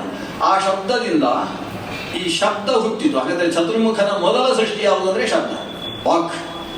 ಆ ಶಬ್ದ ಹುಟ್ಟಿದಾಗ ಒಂದು ಹೆಣ್ಣು ಹುಟ್ಟಿದ್ಲಂತೆ, ಅವಳಿಗೆ ವಾಗ್ದೇವಿ ಅಂತ ಹೆಸರು. ಹೀಗೆ ಚತುರ್ಮುಖನ ಬಾಯಿಯಿಂದ ಹುಟ್ಟಿದವಳಿಗೆ ವಾಗ್ದೇವಿ ಅಂತ ಹೆಸರು. ಅವಳನ್ನು ನಾವಿವತ್ತು ಸರಸ್ವತಿ, ನಮಸ್ತೆ, ಶಾರದಾ ದೇವಿ ಅಂತ ಎಲ್ಲ ಕರೆಯುವುದು ಇವಳನ್ನು. ಇದು ಯಾರ ಮಗಳು ಅಂತ ಒಂದು ಪ್ರಶ್ನೆ ಹುಟ್ಟಿತು. ಆವಾಗ ಭಗವಂತ ಹೇಳ್ತಾನೆ, ನಾನು ಹುಟ್ಟಿಸುವಾಗ ಒಬ್ಬೊಬ್ಬರನ್ನು ಹುಟ್ಟಿಸುವ ಕ್ರಮ ಇಲ್ಲ, ದಂಪತಿಗಳನ್ನೇ ಹುಟ್ಟಿಸುವ. ಹೀಗೆ ಚತುರ್ಮುಖ ನಾಭಿಯಿಂದ ಹುಟ್ಟಿದಾಗ, ನಾಭಿ ಕಮಲದಿಂದ ಬರುವಾಗ ಚತುರ್ಮುಖ ಒಬ್ಬನೇ ಬಂದದ್ದಲ್ಲ, ಚತುರ್ಮುಖನ ಪತ್ನಿಯಾದ ಸರಸ್ವತಿ ದೇವಿಯನ್ನು ಜೊತೆಗೇ ಇಟ್ಟುಕೊಂಡು ಅವ ಹುಟ್ಟಿದ್ದು. ಆದರೆ ಹುಟ್ಟುವಾಗ ಸರಸ್ವತಿಯ ಜೊತೆಗೆ ಹುಟ್ಟಲಿಕ್ಕೆ ನಾಚಿಕೆಯಾಗಿ ಆಕೆಯನ್ನು ಬಾಯಿಯಲ್ಲಿ ಇಟ್ಟುಕೊಂಡು ಹುಟ್ಟಿದ್ದಂತೆ, ತನ್ನ ಪತ್ನಿಯನ್ನು, ತನ್ನ ಸ್ವರೂಪ ಸಹಜವಾದ ಪತ್ನಿ ಆಕೆಯನ್ನು ಇಲ್ಲಿ ಹೋಗಿ ಶಬ್ದ ಮಾಡುವುದರ ಮೂಲಕ ಆವಿರ್ಭಾವಗೊಳಿಸಿದ. ಆಗ ಅವನ ಹೆದರಿಕೆಯೂ ಹೋಯ್ತಂತೆ. ಹೆದರಿಕೆ ಹೋಗ್ಬೇಕಾದ್ರೆ ಮೊದಲು ಮದುವೆ ಆಗಬೇಕು ಅಂತ ಇದಕ್ಕೆ ಹೇಳುದು. ಯಾಕಂದ್ರೆ ತಸ್ಮಾತ್ ಏಕಾಕಿ ನರಮತೆ, ಒಬ್ಬರೇ ಇದ್ರೆ ಅವನಿಗೆ ಹೆದರಿಕೆ, ಇಬ್ಬರಿದ್ರೆ ಹೆದರಿಕೆ ಇಲ್ಲ. ಈ ಕೆಲವು ಹೆಂಗಸರೆಲ್ಲ ರಾತ್ರಿ 8 ಗಂಟೆ ನಂತರ ವಾಕಿಂಗ್ ಹೋಗುವಾಗ ಪುಟ್ಟ ಮಕ್ಕಳನ್ನು ಕೈಯಲ್ಲಿ ಇಟ್ಕೊಂಡು ಹೋಗ್ತಾರೆ. ಯಾಕಂದ್ರೆ ಹೆದರಿಕೆ ಆಗಬಾರ್ದು ಅಂತ. ಪುಟ್ಟ ಮಗು, ಆ ಮಗುವಿನಿಂದ ಇವರಿಗೆ ರಕ್ಷಣೆ ಏನು? ಆದ್ರೆ ಒಂದು ಮಗು ಕೈಯಲ್ಲಿದ್ರೆ ಹೆದರಿಕೆ ಇಲ್ಲ ಅಂತ. ಕೆಲವರು ನಾಯಿಯನ್ನು ಇಟ್ಕೊಂಡು ಹೋಗ್ತಾರೆ, ಬೆಕ್ಕು ಇಟ್ಕೊಂಡು, ಏನೋ ಒಂದು ಹೆದರಿಕೆಗೆ ಜೊತೆಗೆ ಯಾವುದಾದ್ರೂ ಇರಬೇಕು. ಇನ್ನೊಂದಿದ್ರೆ ಭಯ ಇಲ್ಲ ಅನ್ನೋ ಸ್ಥಿತಿ. ಹಾಗೆ ಈ ಚತುರ್ಮುಖನ ಜೊತೆಗೆ ಯಾವಾಗ ಸರಸ್ವತಿ ಆವಿರ್ಭಾವ ಆಯಿತು, ಆವಾಗ ಭಯವಿಲ್ಲದೆ ಆಕೆಯನ್ನು ಜೊತೆಗೆ ಕರ್ಕೊಂಡು ಆ ಬಿಸನಾಳದ ಮೂಲಕ ಮತ್ತೆ ಮೇಲ್ಭಾಗಕ್ಕೆ ಬಂದು ಕಮಲದಲ್ಲಿ ಬಂದು ಚತುರ್ಮುಖ ತನ್ನ ಎಡ ತೊಡೆಯಲ್ಲಿ ಸರಸ್ವತಿ ದೇವಿಯನ್ನು ಕೂಡಿಸಿಕೊಂಡು ಕೂತ. ನಮ್ಮ ಜನಕ ಕಾಣಿಸ್ಲಿಲ್ಲಲ್ವಾ? ಯಾವುದಕ್ಕೂ ನೋಡೋಣ ಅಂತ ಇಬ್ರು ಒಟ್ಟಿಗೆ ಸೇರಿ ಕಣ್ಣು ಮುಚ್ಚುತ್ತಾರೆ, ಧ್ಯಾನ ಮಾಡ್ತಾರೆ. ಅಷ್ಟೊತ್ತಿಗೆ ತಮ್ಮನ್ನು ಹುಟ್ಟಿಸಿದ ನಾರಾಯಣ ಅವರ ಒಳದೃಷ್ಟಿಗೆ ಕಾಣಿಸಿದ. ಅಂತ ದೇವರನ್ನು ಕಾಣುವುದಕ್ಕೆ 8 ಕಣ್ಣಿದ್ರೂ ಸಾಕಾಗುವುದಿಲ್ಲ, ಕಣ್ಣು ಮುಚ್ಚಿದರೆ ಮಾತ್ರ ದೇವರು ಕಾಣಿಸುವುದು. ಒಳಗೆ ಅಂತರ್ದೃಷ್ಟಿಯಲ್ಲಿ ಭಗವಂತ ಕಂಡಾಗ ಚತುರ್ಮುಖ ಬ್ರಹ್ಮ ದೇವರನ್ನು ಸ್ತೋತ್ರ ಮಾಡ್ತಾನೆ. ಒಂದು 25 ಮಂತ್ರಗಳಿದ್ದಾವೆ ಅಲ್ಲಿ ದೇವರನ್ನು ಸ್ತೋತ್ರ ಮಾಡಿದ್ದು.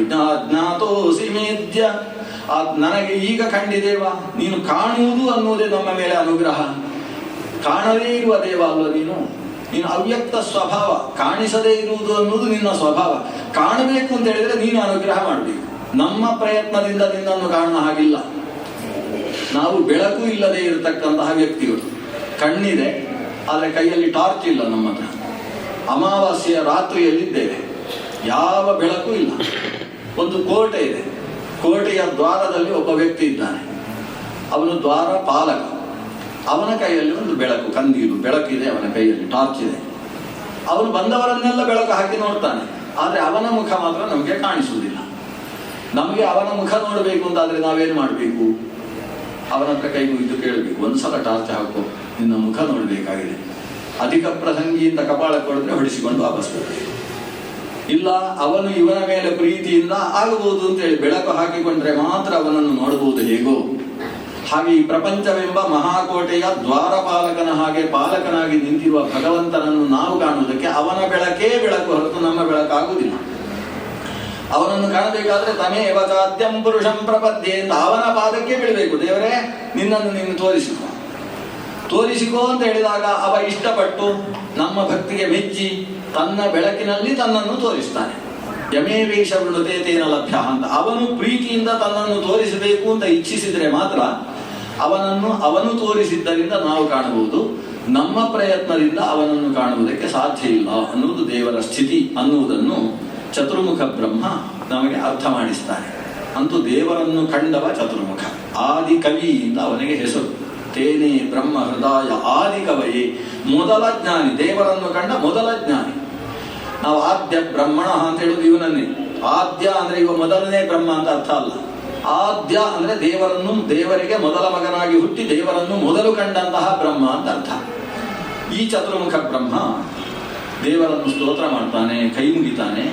ಕೈ ಮುಗಿದು ಕೊನೆಗೆ ಸ್ತೋತ್ರವನ್ನು ನಿಲ್ಲಿಸುವಾಗ ಡಲ್ ಆಗಿ ನಿಲ್ಲಿಸ್ತಾನಂತೆ. ವೀರರಾಮ ಸಖಿನ್ನವತ್, ಒಂದು ಖಿನ್ನತೆಯಿಂದ ಸ್ತೋತ್ರವನ್ನು ನಿಲ್ಲಿಸಿದ. ಅವನ ಖಿನ್ನತೆಯನ್ನು ನೋಡಿ ಭಗವಂತ ಹೇಳ್ತಾನೆ, ನಿರುದ್ಯೋಗ ಸಮಸ್ಯೆ ಅಲ್ವಾ ನಿನಗೆ ಅಂತ. ಸಾಮಾನ್ಯ ಡಿಪ್ರೆಷನ್ ಬರುವುದು ಯಾವುದರಿಂದ? ನಿರುದ್ಯೋಗ ಸಮಸ್ಯೆಯಿಂದ ಬರುವಂತಹದ್ದು.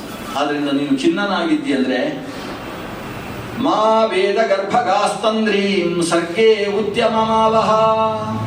ಓ ವೇದಗರ್ಭ, ನೀನು ಈ ರೀತಿಯ ಖಿನ್ನತೆಗೆ ಒಳಗಾಗಬೇಡ, ನಿನಗೊಂದು ಉದ್ಯಮ ಕೊಡ್ತೇನೆ, ಸೃಷ್ಟಿಯ ಜವಾಬ್ದಾರಿಯನ್ನು ತೆಗೆದು ಅಂತ ಭಗವಂತ ಅವನಿಗೆ ಸರ್ಗದ ಜವಾಬ್ದಾರಿಯನ್ನು ಕೊಟ್ಟ.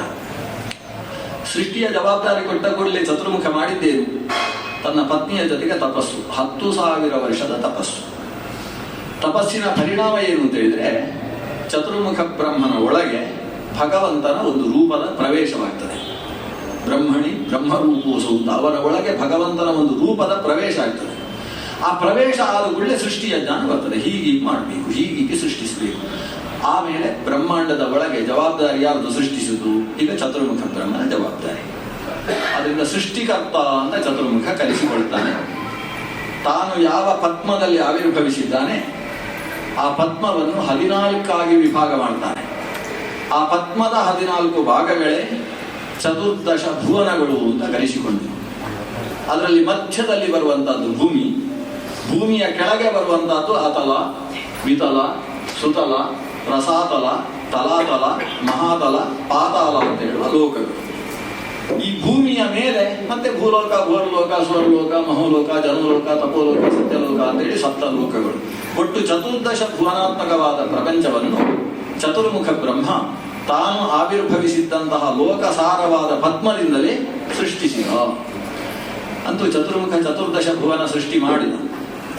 ಆ ಚತುರ್ಮುಖ 14 ಭುವನದಲ್ಲಿ ಸೃಷ್ಟಿಯಾಗಬೇಕಲ್ಲ, ಅದಕ್ಕೋಸ್ಕರ ಚತುರ್ಮುಖ ಯೋಚಿಸಿದ ಹೇಗೆ ಸೃಷ್ಟಿಯನ್ನು ಮುಂದುವರಿಸುವುದು. ಈ ಭೂಮಿ ಇದೆ, ಮೊದಲು ಭೂಮಿಯಲ್ಲಿ ಸೃಷ್ಟಿಸಬೇಕು. ಅದಕ್ಕೋಸ್ಕರ ಚತುರ್ಮುಖ ತಾನು ತನ್ನ ಆಲೋಚನೆಗಳಿಂದಲೇ ಸೃಷ್ಟಿ ಮಾಡುವುದಕ್ಕೆ ಶುರು ಮಾಡಿದ. ಅಂತಹ ಸೃಷ್ಟಿಯಲ್ಲಿ ಪ್ರಮುಖವಾದದ್ದು ಅಂತ ಹೇಳಿದ್ರೆ ಚತುರ್ಮುಖ ಮೊದಲು ಸೃಷ್ಟಿಸಿದ್ದು 4 ಜನ ಕುಮಾರರು ಹುಟ್ಟುವಾಗಲೇ ಕುಮಾರರಾಗಿ ಹುಟ್ಟಿದ್ದಾರೆ. ಕುಮಾರ ಅಂದ್ರೆ ಸುಮಾರು 6-7 ವಯಸ್ಸಿನ ಹುಡುಗರು ಅಂತ ಅರ್ಥ. 4 ಜನ ಹುಟ್ಟಿದ್ದಾರೆ. ಒಬ್ಬ ಸನಕ, ಮತ್ತೊಬ್ಬ ಸನಾತನ, ಸನಂದನ, ಸನತ್ಸುಜಾತ ಅಂತ 4 ಜನ ಮಕ್ಕಳು. ಅವರೆಲ್ಲ ಸನತ್ ಕುಮಾರರು. ಸನತ್ ಅಂದ್ರೆ ಸನಾತನವಾಗಿ ಕುಮಾರರು, ಎಂದೆಂದೂ ಕುಮಾರಾವಸ್ಥೆಯಲ್ಲೇ ಇರ್ತಕ್ಕಂಥ ಮಕ್ಕಳು. ಯಾಕೆ ಅವರು ಬೆಳೆಯುವುದೇ ಇಲ್ಲಂತೆ. ಇವತ್ತು ಕೂಡ ಇದ್ದಾರೆ, ಅವರು ಸನಾತನವಾಗಿ ಇದ್ದಾರೆ, ಆದ್ರೆ ಇವತ್ತಿಗೂ ಕೂಡ ಮೀಸೆ ಬರಲೇ ಇಲ್ಲ. ಇದು ಯಾಕೆ ಅಂತ ಒಂದು ಪ್ರಶ್ನೆ. ಯಾಕಂದ್ರೆ ಭಗವಂತನಿಗೂ ಮೀಸೆ ಬರುವುದಿಲ್ಲ, ಈ ಮಕ್ಕಳಿಗೂ ಮೀಸೆ ಬರಲಿಲ್ಲ. ಉಳಿದವರಿಗೆ ಮೀಸೆ ಬಂದು ಗಡ್ಡ ಬಂದು ಬಿಳಿಯಾಗಿ ಆಮೇಲೆ ಕಪ್ಪಾಗಿ ಏನೇನಾಗಿ ಹೋಗಿದೆ. ಆದ್ರೆ ಈ ಭಗವಂತನ ವಿಷಯ ಹಾಗಲ್ಲ, ಮೀಸೆ ಬರುವುದಿಲ್ಲ. ಮೀಸೆ ಬರದೇ ಇರುವುದಕ್ಕೆ ಕಾರಣ ಏನು ಅಂತ ಹೇಳಿದ್ರೆ ಅವ ಕಾಲಾತೀತ.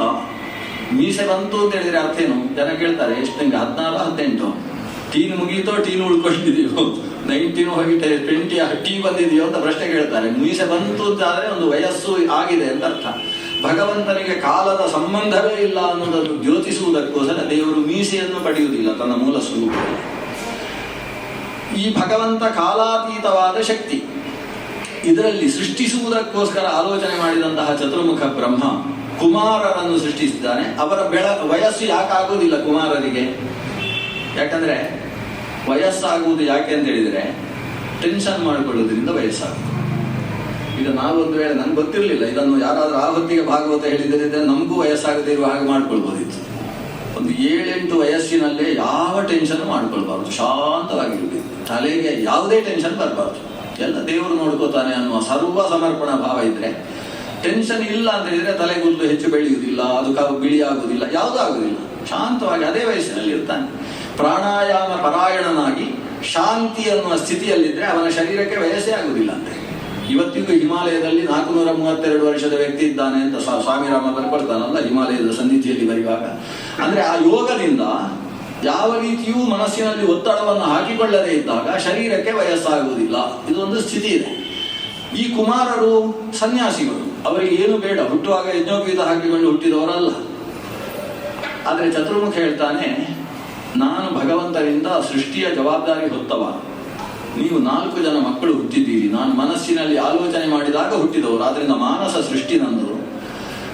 ನೀವು ಇನ್ನು ಸೃಷ್ಟಿಯ ಜವಾಬ್ದಾರಿ ತಗೊಳ್ಬೇಕು. ಇಷ್ಟು ಹೇಳಿದ್ದೇ ತಡ ಈ ಮಕ್ಕಳು ಪರಸ್ಪರ ಮುಖ ನೋಡ್ಕೊಳ್ತಾರೆ. ಅವ ಹೇಳ್ತಾನೆ, ಅಪ್ಪ ಹೇಳಿದ್ದು ಸ್ವಲ್ಪ ಯೋಚನೆ ಮಾಡಬೇಕು ಅಂತ ಒಬ್ಬ ದೊಡ್ಡವ ಹೇಳಿದ. ತಮ್ಮ ಹೇಳಿದ, ಅಪ್ಪ ಹೇಳಿ ಮಗ ಹೇಳಿ ಯಾರು ಹೇಳಿದ್ರು ಕೂಡ ನಾವು ನಮ್ಮ ನಿರ್ಧಾರ ಬಿಡಬಾರ್ದು ಅಂತ ಇನ್ನೊಬ್ಬ ಹೇಳಿದ. ಆಮೇಲೆ 4 ಜನ ಒಟ್ಟಾಗಿ ಹೇಳ್ತಾರೆ, ಆಗುವುದಿಲ್ಲ ಅಂತ ಹೇಳ್ತಾರೆ. ಈ ಅಪ್ಪ ಹೇಳಿದ ಮಕ್ಕಳನ್ನು ಆಗುವುದಿಲ್ಲ ಅಂತ ಹೇಳಿದ ಮೊದಲ ಮಕ್ಕಳು ಇವರು, ಈ 4 ಜನ. ನಾವು ಸೃಷ್ಟಿ ಮಾಡ್ಲಿಕ್ಕೆಲ್ಲ ಆಗುವುದಿಲ್ಲ. ಯಾಕಂದ್ರೆ ಸೃಷ್ಟಿ ಮಾಡಬೇಕು ಅಂದ್ರೆ ಮದುವೆ ಆಗಬೇಕು, ಮದುವೆ ಆಯ್ತು ಅಂತ ಹೇಳಿದ್ರೆ ಹೊಂಡಕ್ಕೆ ಬಿದ್ದ ಹಾಗೆ ಅಂತ ಅಲ್ಲಿಲ್ಲೇ ಶುರು ಈ ಘಟನೆ. ಆದ್ರಿಂದ ನಾವು ಸೃಷ್ಟಿಯೆಲ್ಲ ಮಾಡ್ಲಿಕ್ಕೆ ಆಗುವುದಿಲ್ಲ. ಯಾವತ್ತೂ ಒಬ್ಬ ಅಪ್ಪನಿಗೆ ಸಿಟ್ಟು ಬರುವುದಕ್ಕೆ ಮುಖ್ಯ ಕಾರಣ ಅಂದ್ರೆ ಮಕ್ಕಳು ಹೇಳಿದ್ದನ್ನು ಕೇಳದೇ ಇರುವುದು. ಇದು ದೊಡ್ಡ ಕಾರಣ ಅಂತೆ.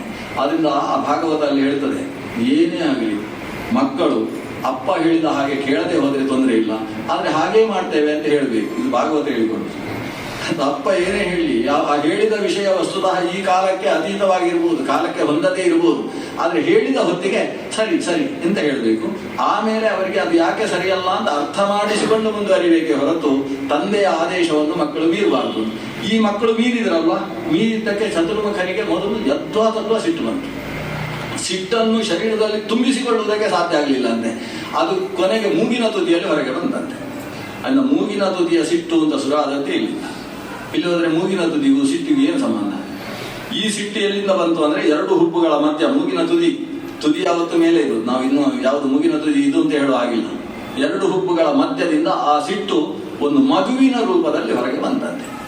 ಸಂಸ್ಕೃತದಲ್ಲಿ ಸಿಟ್ಟಿಗೆ ಮನ್ಯು ಉಗ್ರ ಅಂತ ಹೆಸರು. ಅಂದ್ರೆ ಹುಟ್ಟಿದ ಮಗುವಿಗೆ ಮನ್ಯು ಉಗ್ರ ಅಂತ ಹೆಸರಾಗ್ತದೆ. ಹುಟ್ಟಿದ ಮಗು ಸಿಟ್ಟಿನ ಅಪರಾವತಾರದ ಸ್ವರೂಪದಲ್ಲಿ ಸಿಟ್ಟಿಗೆ ಅಭಿಮಾನಿ ಸ್ವರೂಪವಾಗಿ ಆವಿರ್ಭವಿಸಿದ ಮಗು. ಅದು ಯಾವಾಗ ಹುಬ್ಬಿನ ಮಧ್ಯದಿಂದ ಕೆಳಗೆ ಬಂತು, ಆ ಮಗುವನ್ನು ನೋಡಿ ಚತುರ್ಮುಖ ಕೈಯಲ್ಲಿ ಹಿಡ್ಕೊಂಡ. ಇದ್ದಕ್ಕಿದ್ದ ಹಾಗೆ ಮಗು ಬೆಳೆಯಿತು. ಬೆಳೆದದ್ದು ಅಳುವುದಕ್ಕೆ ಶುರು ಮಾಡಿತು, ಜೋರಾಗಿ ಅಳುವುದು. ರೋದನಾತ್ ರುದ್ರ ಇತ್ಯಾಹು ಅಂತ ಅದಕ್ಕೆ ಒಂದೊಂದು ಕಾರಣದಿಂದ ಒಂದೊಂದು ಹೆಸರು ಬರ್ತದೆ. ಮಗು ಅತ್ತಾಗ ಚತುರ್ಮುಖ ಕೇಳ್ತಾನೆ, ಯಾಕೆ ಹೇಳ್ತಾ ಇದ್ದಿ? ಇಲ್ಲಿಯ ತನಕ ಅಳುವ ಕ್ರಮವೇ ಇರಲಿಲ್ಲ ಅಲ್ವಾ. ಹುಟ್ಟಿದ ಮಗು ಅಳುವುದು ಅಂತ ಸುರಾದದ್ದೇ ರುದ್ರದೇವರಿಂದ ಆರಂಭಿಸಿ ಅಲ್ಲಿಯ ತನಕ ಹುಟ್ಟಿದಾಗ ಅಳುವುದು ಅಂತ ಇರಲಿಲ್ಲ. ಅಳುವುದು ಯಾಕೆ ಅಂದ್ರೆ ನಾನು ಅಳಿಸುವವನಿದ್ದೇನೆ ಅಂತ ತಿಳಿಸುವುದಕ್ಕೆ ಅಳುವುದು, ನಾನು ಸಂಹಾರಕರ್ತಾರನಿದ್ದೇನೆ ಅಂತ ತಿಳಿಸುವುದಕ್ಕೆ ಅರ್ಥದ್ದು. ಆದರೆ ಚತುರ್ಮುಖ ಕೇಳಿದಾಗ ಈ ಮಗು ಹೇಳಿದ್ದು ನನಗೆ ಹೆಸರು ಬೇಕು, ಹೆಂಡತಿ ಬೇಕು ಅಂತ ಹೇಳಿತು. ಅದರಿಂದ ಸಾಮಾನ್ಯ ಮನುಷ್ಯ ಅಳುವುದು ಯಾವುದಕ್ಕೆ ಅಂದ್ರೆ ಒಂದು ಹೆಸರಿಗೋಸ್ಕರ, ಒಂದು ಹೆಂಡತಿಗೋಸ್ಕರ ಅಳುವುದು. ಕೂಡಲೇ ಚತುರ್ಮುಖ ಅವರಿಗೆ 11 ಹೆಸರು ಕೊಡ್ತಾನೆ, 11 ರೂಪದ ಪತ್ನಿಯರನ್ನು ಕೊಡ್ತಾನೆ, ಎಲ್ಲ ಹೇಳಿ ಆಮೇಲೆ ಹೇಳ್ತಾನೆ ಸಮಾಧಾನ ಆಯ್ತಲ್ಲ, ಇನ್ನು ನೀನು ಸೃಷ್ಟಿಯ ಜವಾಬ್ದಾರಿ ತೆಗೆದು, ನೀನು ಹುಟ್ಟಿದ್ದೇ ಅವರು ತೆಗೊಳ್ಳದೇ ಇದ್ದಾದ್ರಿಂದ ಆದ್ರಿಂದ ನೀನು ಸೃಷ್ಟಿಯ ಜವಾಬ್ದಾರಿ ತೆಗೊಳ್ಬೇಕು. ರುದ್ರದೇವ ಆ ಕ್ಷಣದಲ್ಲಿ ಸೃಷ್ಟಿ ಶುರು ಮಾಡಿಬಿಟ್ಟ. ಚತುರ್ಮುಖ ಆ ಸೃಷ್ಟಿಯನ್ನು ನೋಡಿ ಸಾಕು ನಿಲ್ಲಿಸು ಅಂತ ಹೇಳುವುದರೊಳಗೆ ಸಾವಿರಾರು ಸೃಷ್ಟಿಯಾಗಿ ಹೋಗಿತ್ತು. ಯಾವುದು? ಭೂತ, ಪ್ರೇತ, ಪಿಶಾಚ, ಬೇತಾಳ, ಭೈರವ, ಕೂಷ್ಮಾಂಡ. ಕೂಷ್ಮಾಂಡ ಅಂದ್ರೆ ಕೂಷ್ಮಾಂಡ, ಭೈರವಾದಯ ಅಂತ ಅದೊಂದು ಈ ಪಿಶಾಚಿಗಳ ಒಂದು ಪ್ರಭೇದ. ಅಂತ ಇವುಗಳನ್ನೆಲ್ಲ ರುದ್ರದೇವರ ಸೃಷ್ಟಿ ಅಂತ ಕರೀತಾರೆ. ಅದಕ್ಕೆ ರುದ್ರ ಸೃಷ್ಟಿ ಅಂತಲೇ ಹೆಸರು. ಚತುರ್ಮುಖ ಹೇಳ್ತಾನೆ, ನೋಡು ನನ್ನ ಹತ್ರ ಭಗವಂತ ಹೇಳಿದ ಸೃಷ್ಟಿಸು ಅಂತ ಹೇಳಿದ. ಸೃಷ್ಟಿಸು ಅಂತ ಹೇಳಿದಾಗ ನಾನು ಅದೇ ದೇವರನ್ನು ತಪಸ್ಸು ಮಾಡಿ ಸೃಷ್ಟಿಸಿದೆ. ಯಾವುದೇ ಸೃಷ್ಟಿಯ ಹಿಂದೆ ತಪಸ್ಸು ಬೇಕು. ಈ ಒಂದು ಗಡಿಯಾರ ಸೃಷ್ಟಿಯಾಗಿದೆ ಅಂದ್ರೆ ಅದರ ಹಿಂದೆ ಒಬ್ಬ ವಿಜ್ಞಾನಿ ಎಷ್ಟು ತಪಸ್ಸು ಮಾಡಿದ್ದಾನೆ ಅಂತ ನಾವು ಯೋಚಿಸಬೇಕು. ಒಂದು ಗಡಿಯಾರ ಮಾಡು ಅಂತ ಹೇಳಿದ್ರೆ ಬಡ ಬಡ ಬಡ ಮಾಡಿದ್ರೆ ಅದು ಯಾವುದಕ್ಕೂ ಪ್ರಯೋಜನ ಇಲ್ಲದೆ ಇದ್ದಂತಾಗ್ತದೆ. ಯಾವುದೇ ಒಂದು ಹೊಸ ನಿರ್ಮಾಣ ಆಗಬೇಕಾದ್ರೆ ಅದರ ಹಿನ್ನೆಲೆಯಲ್ಲಿ ಭಾರಿ ಆಲೋಚನೆ ಬೇಕಾಗ್ತದೆ, ಯೋಜನೆ ಬೇಕು, ಯೋಚನೆ ಬೇಕು. ಯೋಜನೆಗಳಿಲ್ಲದೆ ಯಾವ ಸೃಷ್ಟಿಯೂ ಸಮಂಜಸವಾಗುವುದಿಲ್ಲ. ಆದ್ರಿಂದ ತಪಸ್ಸು ಮಾಡು ಅಂತ ತಪಸ್ಸಿಗೆ ಆದೇಶವನ್ನು ಕೊಟ್ಟ. ತಪಸ್ಸು ಮಾಡದೆ ಸೃಷ್ಟಿಸ್ತೇನೆ ಅಂತ ಹೊರಟ್ರೆ ಹೀಗಾಗ್ತದೆ.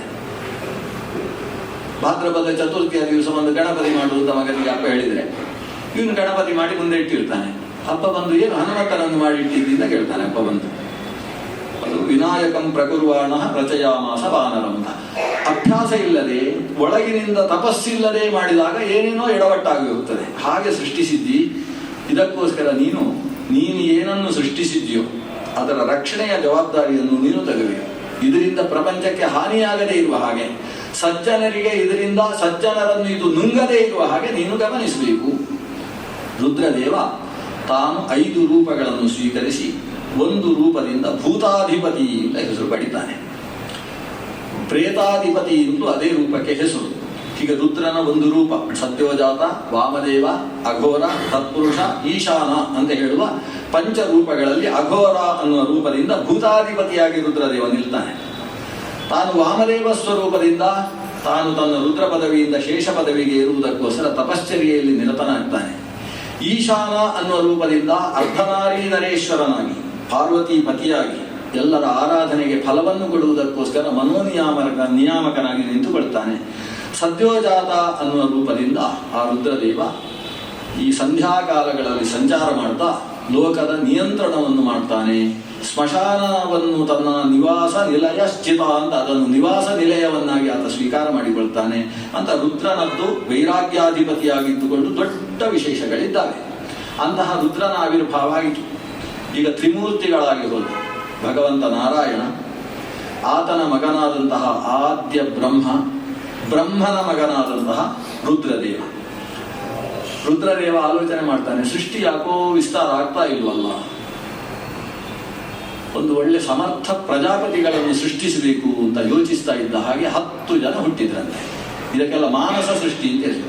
ಸೃಷ್ಟಿ ಒಟ್ಟು 8 ಬಗೆಯಾಗಿ ಪ್ರಾಚೀನ ಕಾಲದಲ್ಲಿ ಆಗ್ತಾ ಇತ್ತು. ಅದರಲ್ಲಿ ಒಂದು ಬಗೆಯ ಸೃಷ್ಟಿ ಅಂದ್ರೆ ಮಾನಸ ಸೃಷ್ಟಿ. ಮನಸ್ಸಿನಲ್ಲಿ ಹೀಗೆ ಅಂತ ಯೋಚಿಸಿದಾಗ ಅಂತದ್ದು ಸೃಷ್ಟಿಯಾಗುವುದು. ಹುಟ್ಟಿದ 10 ಜನರು ಯಾರು ಅಂತ ಹೇಳಿದ್ರೆ 9 ಜನರು ಮದುವೆಯಾಗಿ ಸೃಷ್ಟಿ ಮಾಡುವವರು, ಒಬ್ಬ ಮದುವೆ ಆಗುವುದನ್ನು ತಪ್ಪಿಸುವುದಕ್ಕೋಸ್ಕರ ಒಟ್ಟು 10 ಜನ. ಮರೀಚ್ಯತ್ರ್ಯಂಗಿರಸೌ ಪುಲಸ್ತ್ಯ ಪುಲಃ ಕ್ರತುಃ ಭೃಗುರ್ವಸಿಷ್ಠೋ ದಕ್ಷಶ್ಚ ದಶಮಸ್ತತ್ರ ನಾರದಃ ಅಂತ 10 ಜನರ ಸೃಷ್ಟಿ. ಇವರು ಗೋತ್ರ ಪ್ರವರ್ತಕವಾದಂತಹ ಮಹರ್ಷಿಗಳ ಆವಿರ್ಭಾವ ಆಯಿತು. ಬ್ರಹ್ಮದೇವ ಮತ್ತೂ ಯೋಚಿಸಿದ, ಇನ್ನಷ್ಟು ಸೃಷ್ಟಿಯಾಗಬೇಕಲ್ಲ. ಹಾಗೆ ಯೋಚಿಸುವಾಗ ಅವನ ಒಂದೊಂದು ಭಾಗದಿಂದ ಕೆಲವರು, ಅವನ ನೆರಳಿನಿಂದ ಹುಟ್ಟಿದವನಿಗೆ ಕರ್ದಮ ಅಂತ ಹೆಸರು. 4 ಮುಖಗಳಿಂದ 4 ವೇದಗಳ ಆವಿರ್ಭಾವ ಆಗ್ತದೆ. ಆಯುರ್ವೇದ, ಧನುರ್ವೇದ, ಗಾಂಧರ್ವ ವೇದ, ಸ್ಥಾಪತ್ಯ ವೇದಗಳನ್ನು ಆತ ತನ್ನ ಮುಖಗಳಿಂದ ಸೃಷ್ಟಿ ಮಾಡ್ತಾನೆ. ಪುರಾಣಗಳನ್ನು ಸೃಷ್ಟಿ ಮಾಡ್ತಾನೆ. ಅಧರ್ಮವನ್ನೂ ಸೃಷ್ಟಿ ಮಾಡ್ತಾನೆ. ಅಧರ್ಮಾಧಿಪತಿಯಾಗಿ ಒಬ್ಬ ವ್ಯಕ್ತಿ ಹುಡ್ತಾನೆ. ಹಿರಣ್ಯಾಕ್ಷ ಅಂತ ಹೇಳುವ ಬ್ರಹ್ಮಜನಾದಂತಹ ಒಬ್ಬ ದೈತ್ಯನ ಆವಿರ್ಭಾವವೂ ಆಗ್ತದೆ.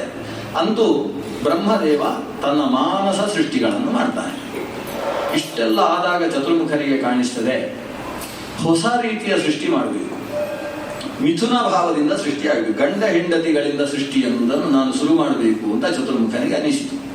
ಹಾಗೆ ಅನಿಸಿ ಇನ್ನಷ್ಟು ಸೃಷ್ಟಿಯಾಗಬೇಕು ಅಂತ ಯೋಚಿಸ್ತಾ ಯೋಚಿಸ್ತಾ ಚತುರ್ಮುಖ ಶರೀರದಲ್ಲಿ ಒಂದು ರೀತಿಯ ಸ್ಥೌಲ್ಯ ಉಂಟಾಗುವುದಕ್ಕೆ ಶುರುವಾಗ್ತದೆ. ದಪ್ಪ ದಪ್ಪ ಆಗುವುದಕ್ಕೆ ಶುರುವಾಗ್ತಾನೆ ಚತುರ್ಮುಖ. ದಪ್ಪ ಆಗ್ತಾ ಇದ್ದ ಹಾಗೆ ಮೇಲಕ್ಕೆ ಬಂದಂತೆ. ಈ ಬೆಲೂನು ಗಾಳಿ ತುಂಬಿಸಿದ ಹಾಗೆ ಮೇಲಕ್ಕೆ ಬರುತ್ತಲ್ವ, ಜಲಜನಕದ ಬೆಲೂನು, ಹಾಗೆ ಈ ಚತುರ್ಮುಖ ತನ್ನ ಶರೀರವನ್ನು ಬೆಳೆಸಿಕೊಂಡು ಮೇಲಕ್ಕೆ ಬಂದ. ಮೇಲಕ್ಕೆ ಬಂದು ಯಾವಾಗ ಚತುರ್ಮುಖನ ಶರೀರ 2ರಷ್ಟು ದಪ್ಪವಾಯಿತು, ಆವಾಗ ಇಬ್ಬಾಗವಾಯಿತು. ಇಬ್ಬಾಗವಾಗಿ ಒಂದು ಕೆಳಗೆ ಬಿತ್ತಂತೆ ಮೊದಲು.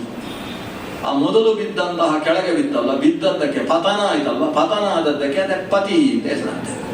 ಆಮೇಲೆ ಇನ್ನೊಂದು ಬಿತ್ತಂತೆ, ಅದು ಬಿದ್ದದ್ರಿಂದ ಅದಕ್ಕೆ ಪತ್ನಿ ಅಂತ ಹೆಸರಂತೆ. ಈ ಪತಿ ಪತ್ನಿ ಆದದ್ದೀಗೆ ಎಲ್ಲ ಪತಿ ಪತ್ನಿ ಅನ್ನೋ ಶಬ್ದಕ್ಕೆ ಅರ್ಥ ಬಿದ್ದವರು, ಪತನಾತ್ ಪತಿ ಪತನಾತ್ ಪತ್ನಿ ಅಂತ. ಇವನ 2 ಶರೀರ ವಿಭಾಗ ಆದದ್ದು. ಅದರಲ್ಲಿ ಒಂದು ಗಂಡು ಒಂದು ಹೆಣ್ಣು.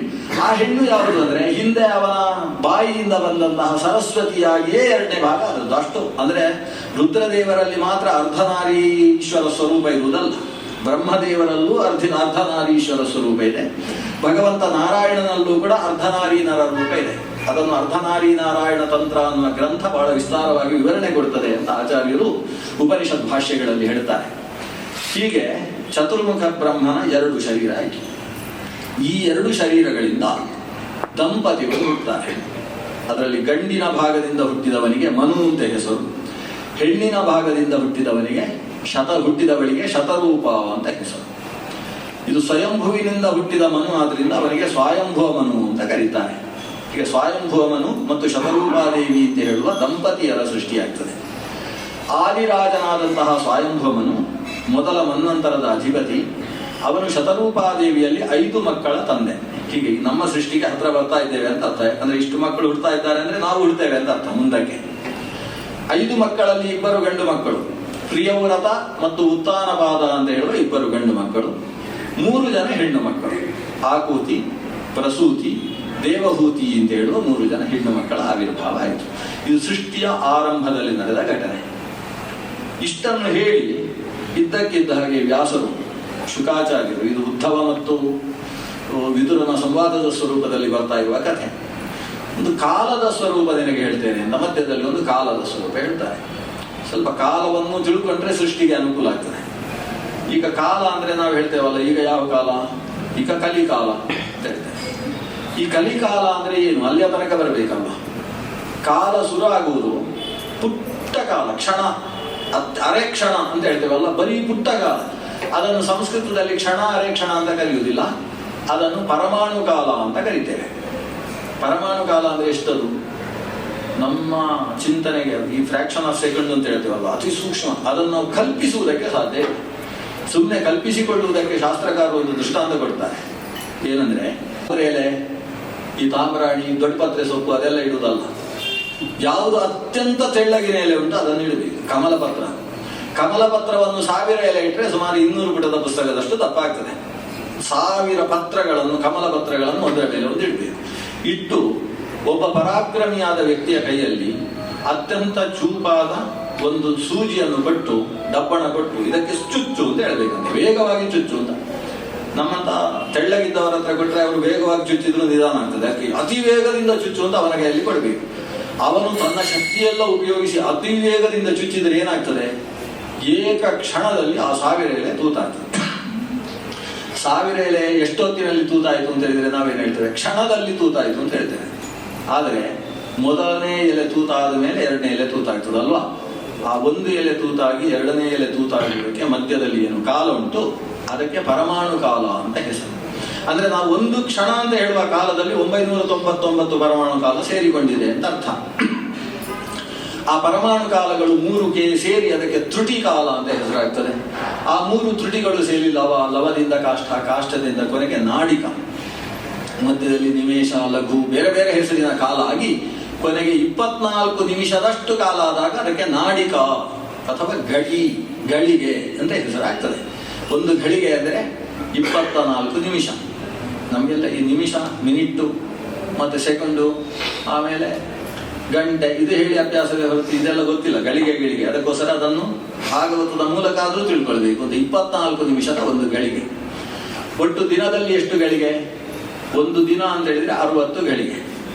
ಯಾಕಂದ್ರೆ 24 ಗಂಟೆ 60 ನಿಮಿಷದ್ದು 24 ಗಂಟೆ ಅಂದ್ರೆ 24 ನಿಮಿಷದ 60 ಇರಲೇಬೇಕಲ್ವಾ? ಅದು 60 ಗಳಿಗೆ ಆಯಿತು ಅಂತ ಹೇಳಿದ್ರೆ ಒಂದು ದಿವಸ ಆಯಿತು ಅಂತ ಅರ್ಥ. 2 ಘಳಿಗೆಗಳು ಸೇರಿ ಒಂದು ಮುಹೂರ್ತ ಆಗ್ತದೆ. ಮುಹೂರ್ತಗಳು 30 ಸೇರಿ ಒಂದು ಅಹೋರಾತ್ರ ಅಂತ ಹೇಳುವ ಒಂದು ದಿನ ಆಗ್ತದೆ. ಈ ದಿನಗಳು 15 ಸೇರಿ ಒಂದು ಪಕ್ಷ, ಪಕ್ಷಗಳು 2 ಸೇರಿ ಒಂದು ಮಾಸ, ಮಾಸಗಳು 12 ಸೇರಿ ಒಂದು ವತ್ಸರ. ಈ ವತ್ಸರದಲ್ಲಿ 5 ಬಗೆ ಇದೆ ಅಂತ ಭಾಗವತ ಹೇಳ್ತದೆ. ಸಂವತ್ಸರ, ಅನುವತ್ಸರ, ಇಡಾವತ್ಸರ, ಪರಿವತ್ಸರ ಮತ್ತು ವತ್ಸರ ಅಂತ 5 ಬಗೆ. ಅಂದ್ರೆ ವರ್ಷ ಅಂತ ನಾವು ಕರಿತೇವಲ್ವಾ? ವರ್ಷ ಅನ್ನೋದು ಹೇಗೆ ನಾವು ಲೆಕ್ಕ ಹಾಕುವುದು? ಸೂರ್ಯ ಮತ್ತು ಚಂದ್ರರ ಪರಿವರ್ತದಿಂದಾಗಿ ಈ ವರ್ಷವನ್ನು ಲೆಕ್ಕ ಹಾಕುವುದು ಪ್ರಮುಖವಾಗಿ.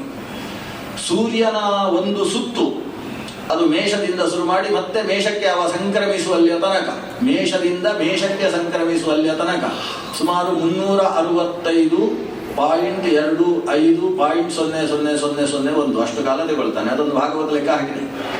365 ಕಾಲು ದಿವಸ ಅಂತ ಸಾಮಾನ್ಯ ಲೆಕ್ಕ ಇಟ್ಟುಕೊಳ್ಳುವ. 365 ಕಾಲು ದಿವಸದಲ್ಲಿ ಅವ ಮೇಷದಿಂದ ಹೊರಟವ ಮತ್ತೆ ಮೇಷಕ್ಕೆ ಬಂದು ಸೇರ್ತಾನೆ. ಮೇಷ ವೃಷಭ ಅಂದ್ರೆ ಪಂಚಾಂಗದಲ್ಲಿ ಇರುವುದಲ್ಲ, ಆಕಾಶದಲ್ಲಿರುವುದು.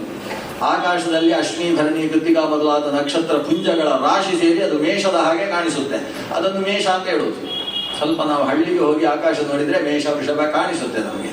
ನಾವು ನೋಡ್ಬೋದು ಇದು ಸಪ್ತರ್ಷಿ ಮಂಡಲ, ಈಗ ಇಲ್ಲಿ ಮೇಷ ಇದೆ ಅಂತ. ಮೇಷ ಎಲ್ಲಿದೆ ಅದನ್ನೆಲ್ಲ ನಾವು ಇವತ್ತು ಕಾಣುವುದಕ್ಕೆ ಅವಕಾಶ ಇದೆ. ಆ ಭಾಗದಲ್ಲಿ ಸೂರ್ಯ ಉದಯಿಸುವ ಕಾಲ ಒಟ್ಟು 31 ದಿವಸ ಅಥವಾ 30 ದಿವಸ ಮೇಷದಲ್ಲಿ ಉದಿಸ್ತಾನೆ. ಅದನ್ನು ಇವತ್ತೀಗ ಮೇಷ ಮಾಸ ಅಂತ ಕರೆಯುವುದು. ನಿಜವಾಗಿ ಮೇಷ ವೃಷಭ ಅನ್ನೋ ಮಾಸವೇ ಇದ್ದದ್ದು ಹಿಂದೆ. ಜನವರಿ ಫೆಬ್ರವರಿ ಎಲ್ಲ ಇರಲಿಲ್ಲ.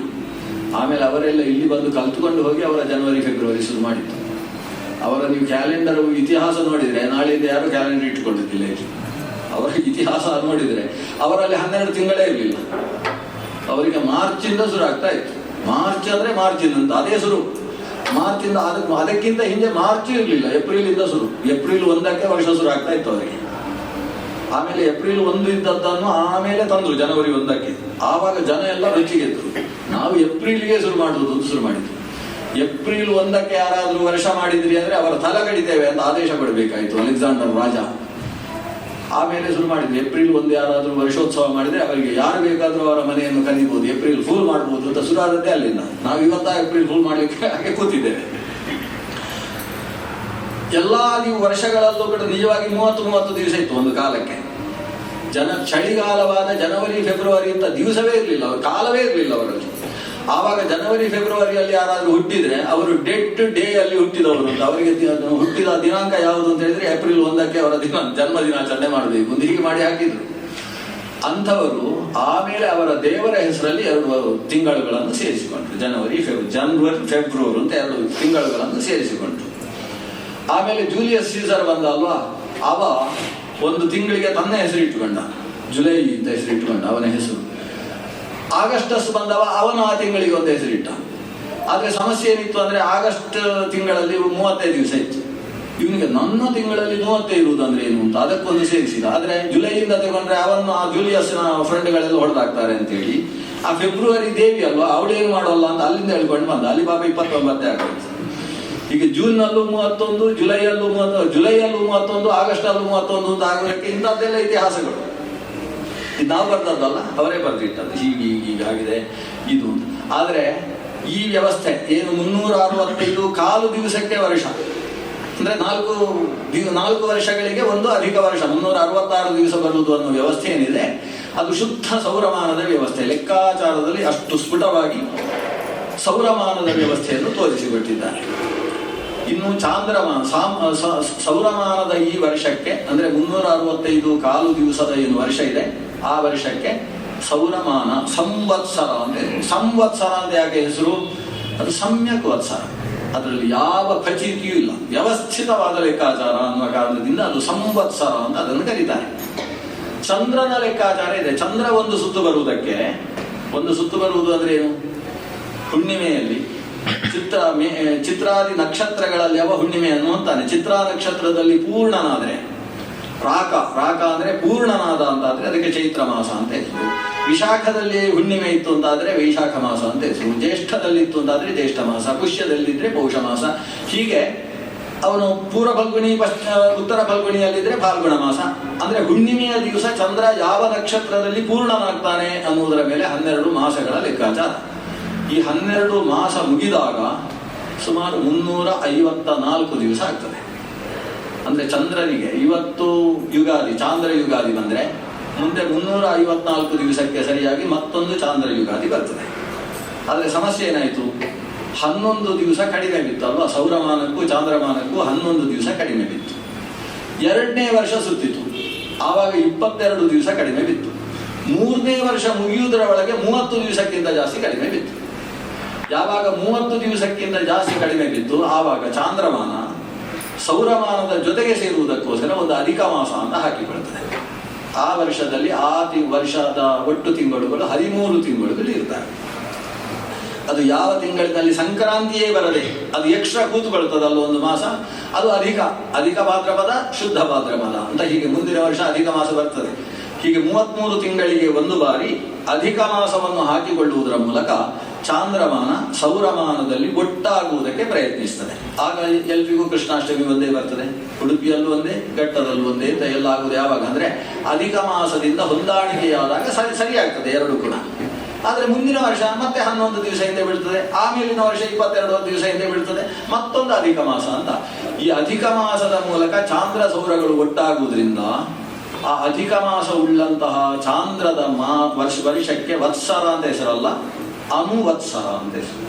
ಸೌರಮಾನಂ ಅನುಸೃತ್ಯ ವತ್ಸರ, ವತ್ಸರ ಸಂವತ್ಸರ, ಅದು ಸರ್ಕೊಂಡು ಹೋಗುವುದರಿಂದ ಅದಕ್ಕೆ ಅನುವತ್ಸರ ಅಂತ ಅದನ್ನು ಕರೀತಾರೆ. ಇನ್ನೊಂದು ವತ್ಸರದ ವ್ಯವಸ್ಥೆ ಇದೆ.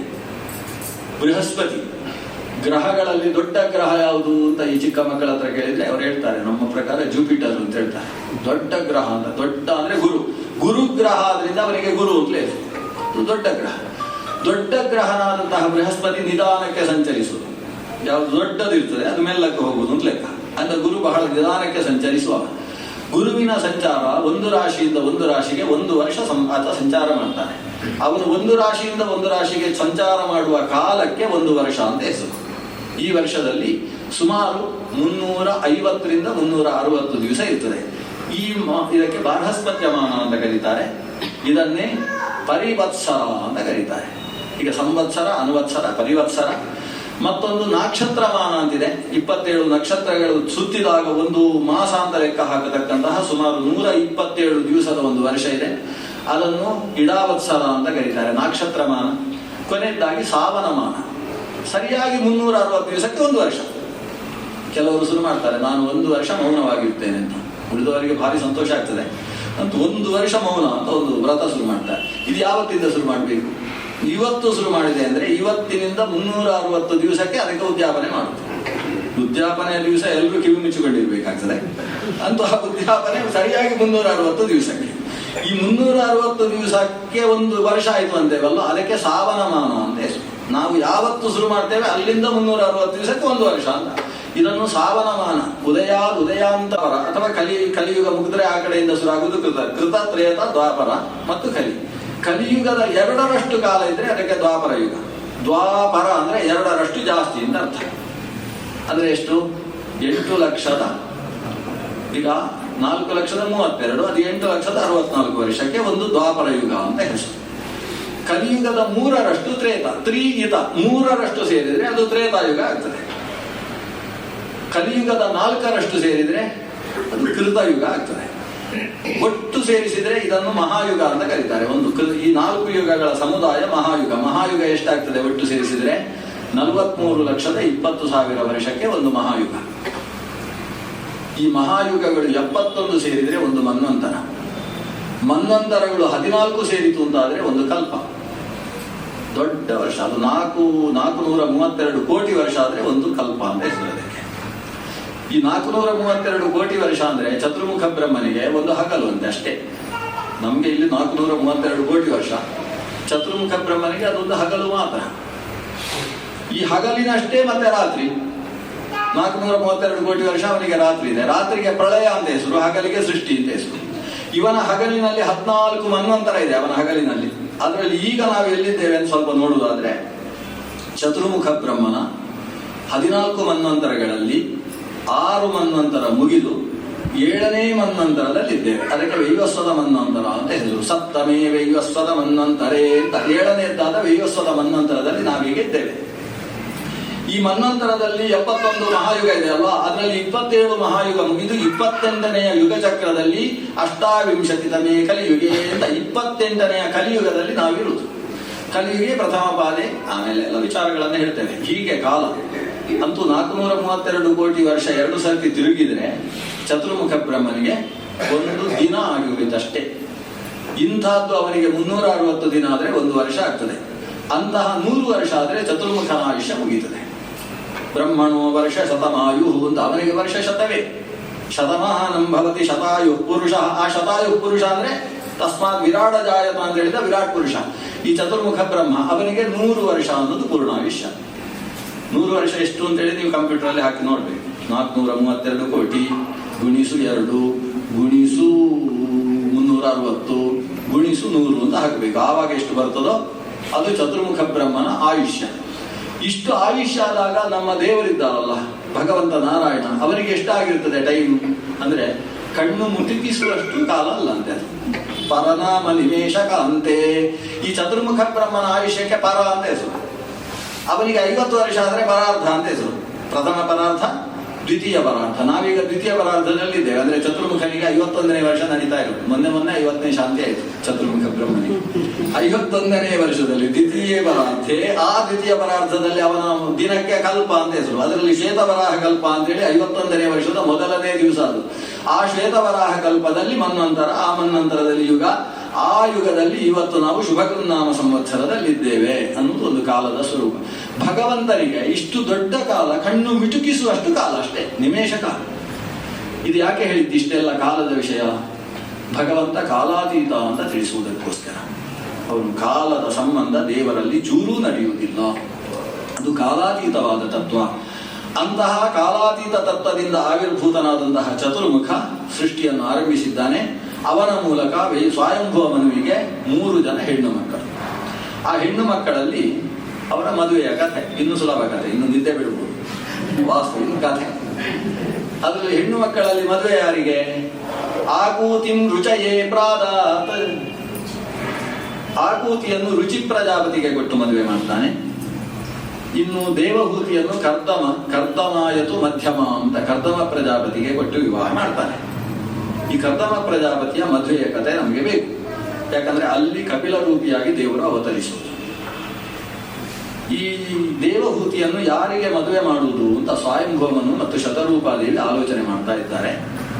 ಆವಾಗ ಚತುರ್ಮುಖ ಬಂದು ಹೇಳ್ತಾನೆ, ಕರ್ದಮ ಪ್ರಜಾಪತಿ ತಪಸ್ಸು ಮಾಡ್ತಾ ಇದ್ದಾನೆ ಕಾಡಿನಲ್ಲಿ, ಅವನಿಗೆ ಮದುವೆ ಮಾಡಿಕೊಡಿ.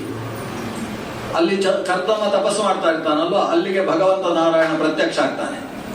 ಒಂದು ಸರೋವರ ಇದೆ, ಸರೋವರದ ತೀರದಲ್ಲಿ ಕರ್ದಮ ತಪಸ್ಸು ಮಾಡ್ತಾ ಇದ್ದ. ದೇವರು ಪ್ರತ್ಯಕ್ಷ ಆದ, ಶುಕ್ಲ ರೂಪಿಯಾಗಿ ಪ್ರತ್ಯಕ್ಷನಾದಾಗ ಕರ್ದಮ ದೇವರನ್ನು ಸ್ತೋತ್ರ ಮಾಡ್ತಾನೆ.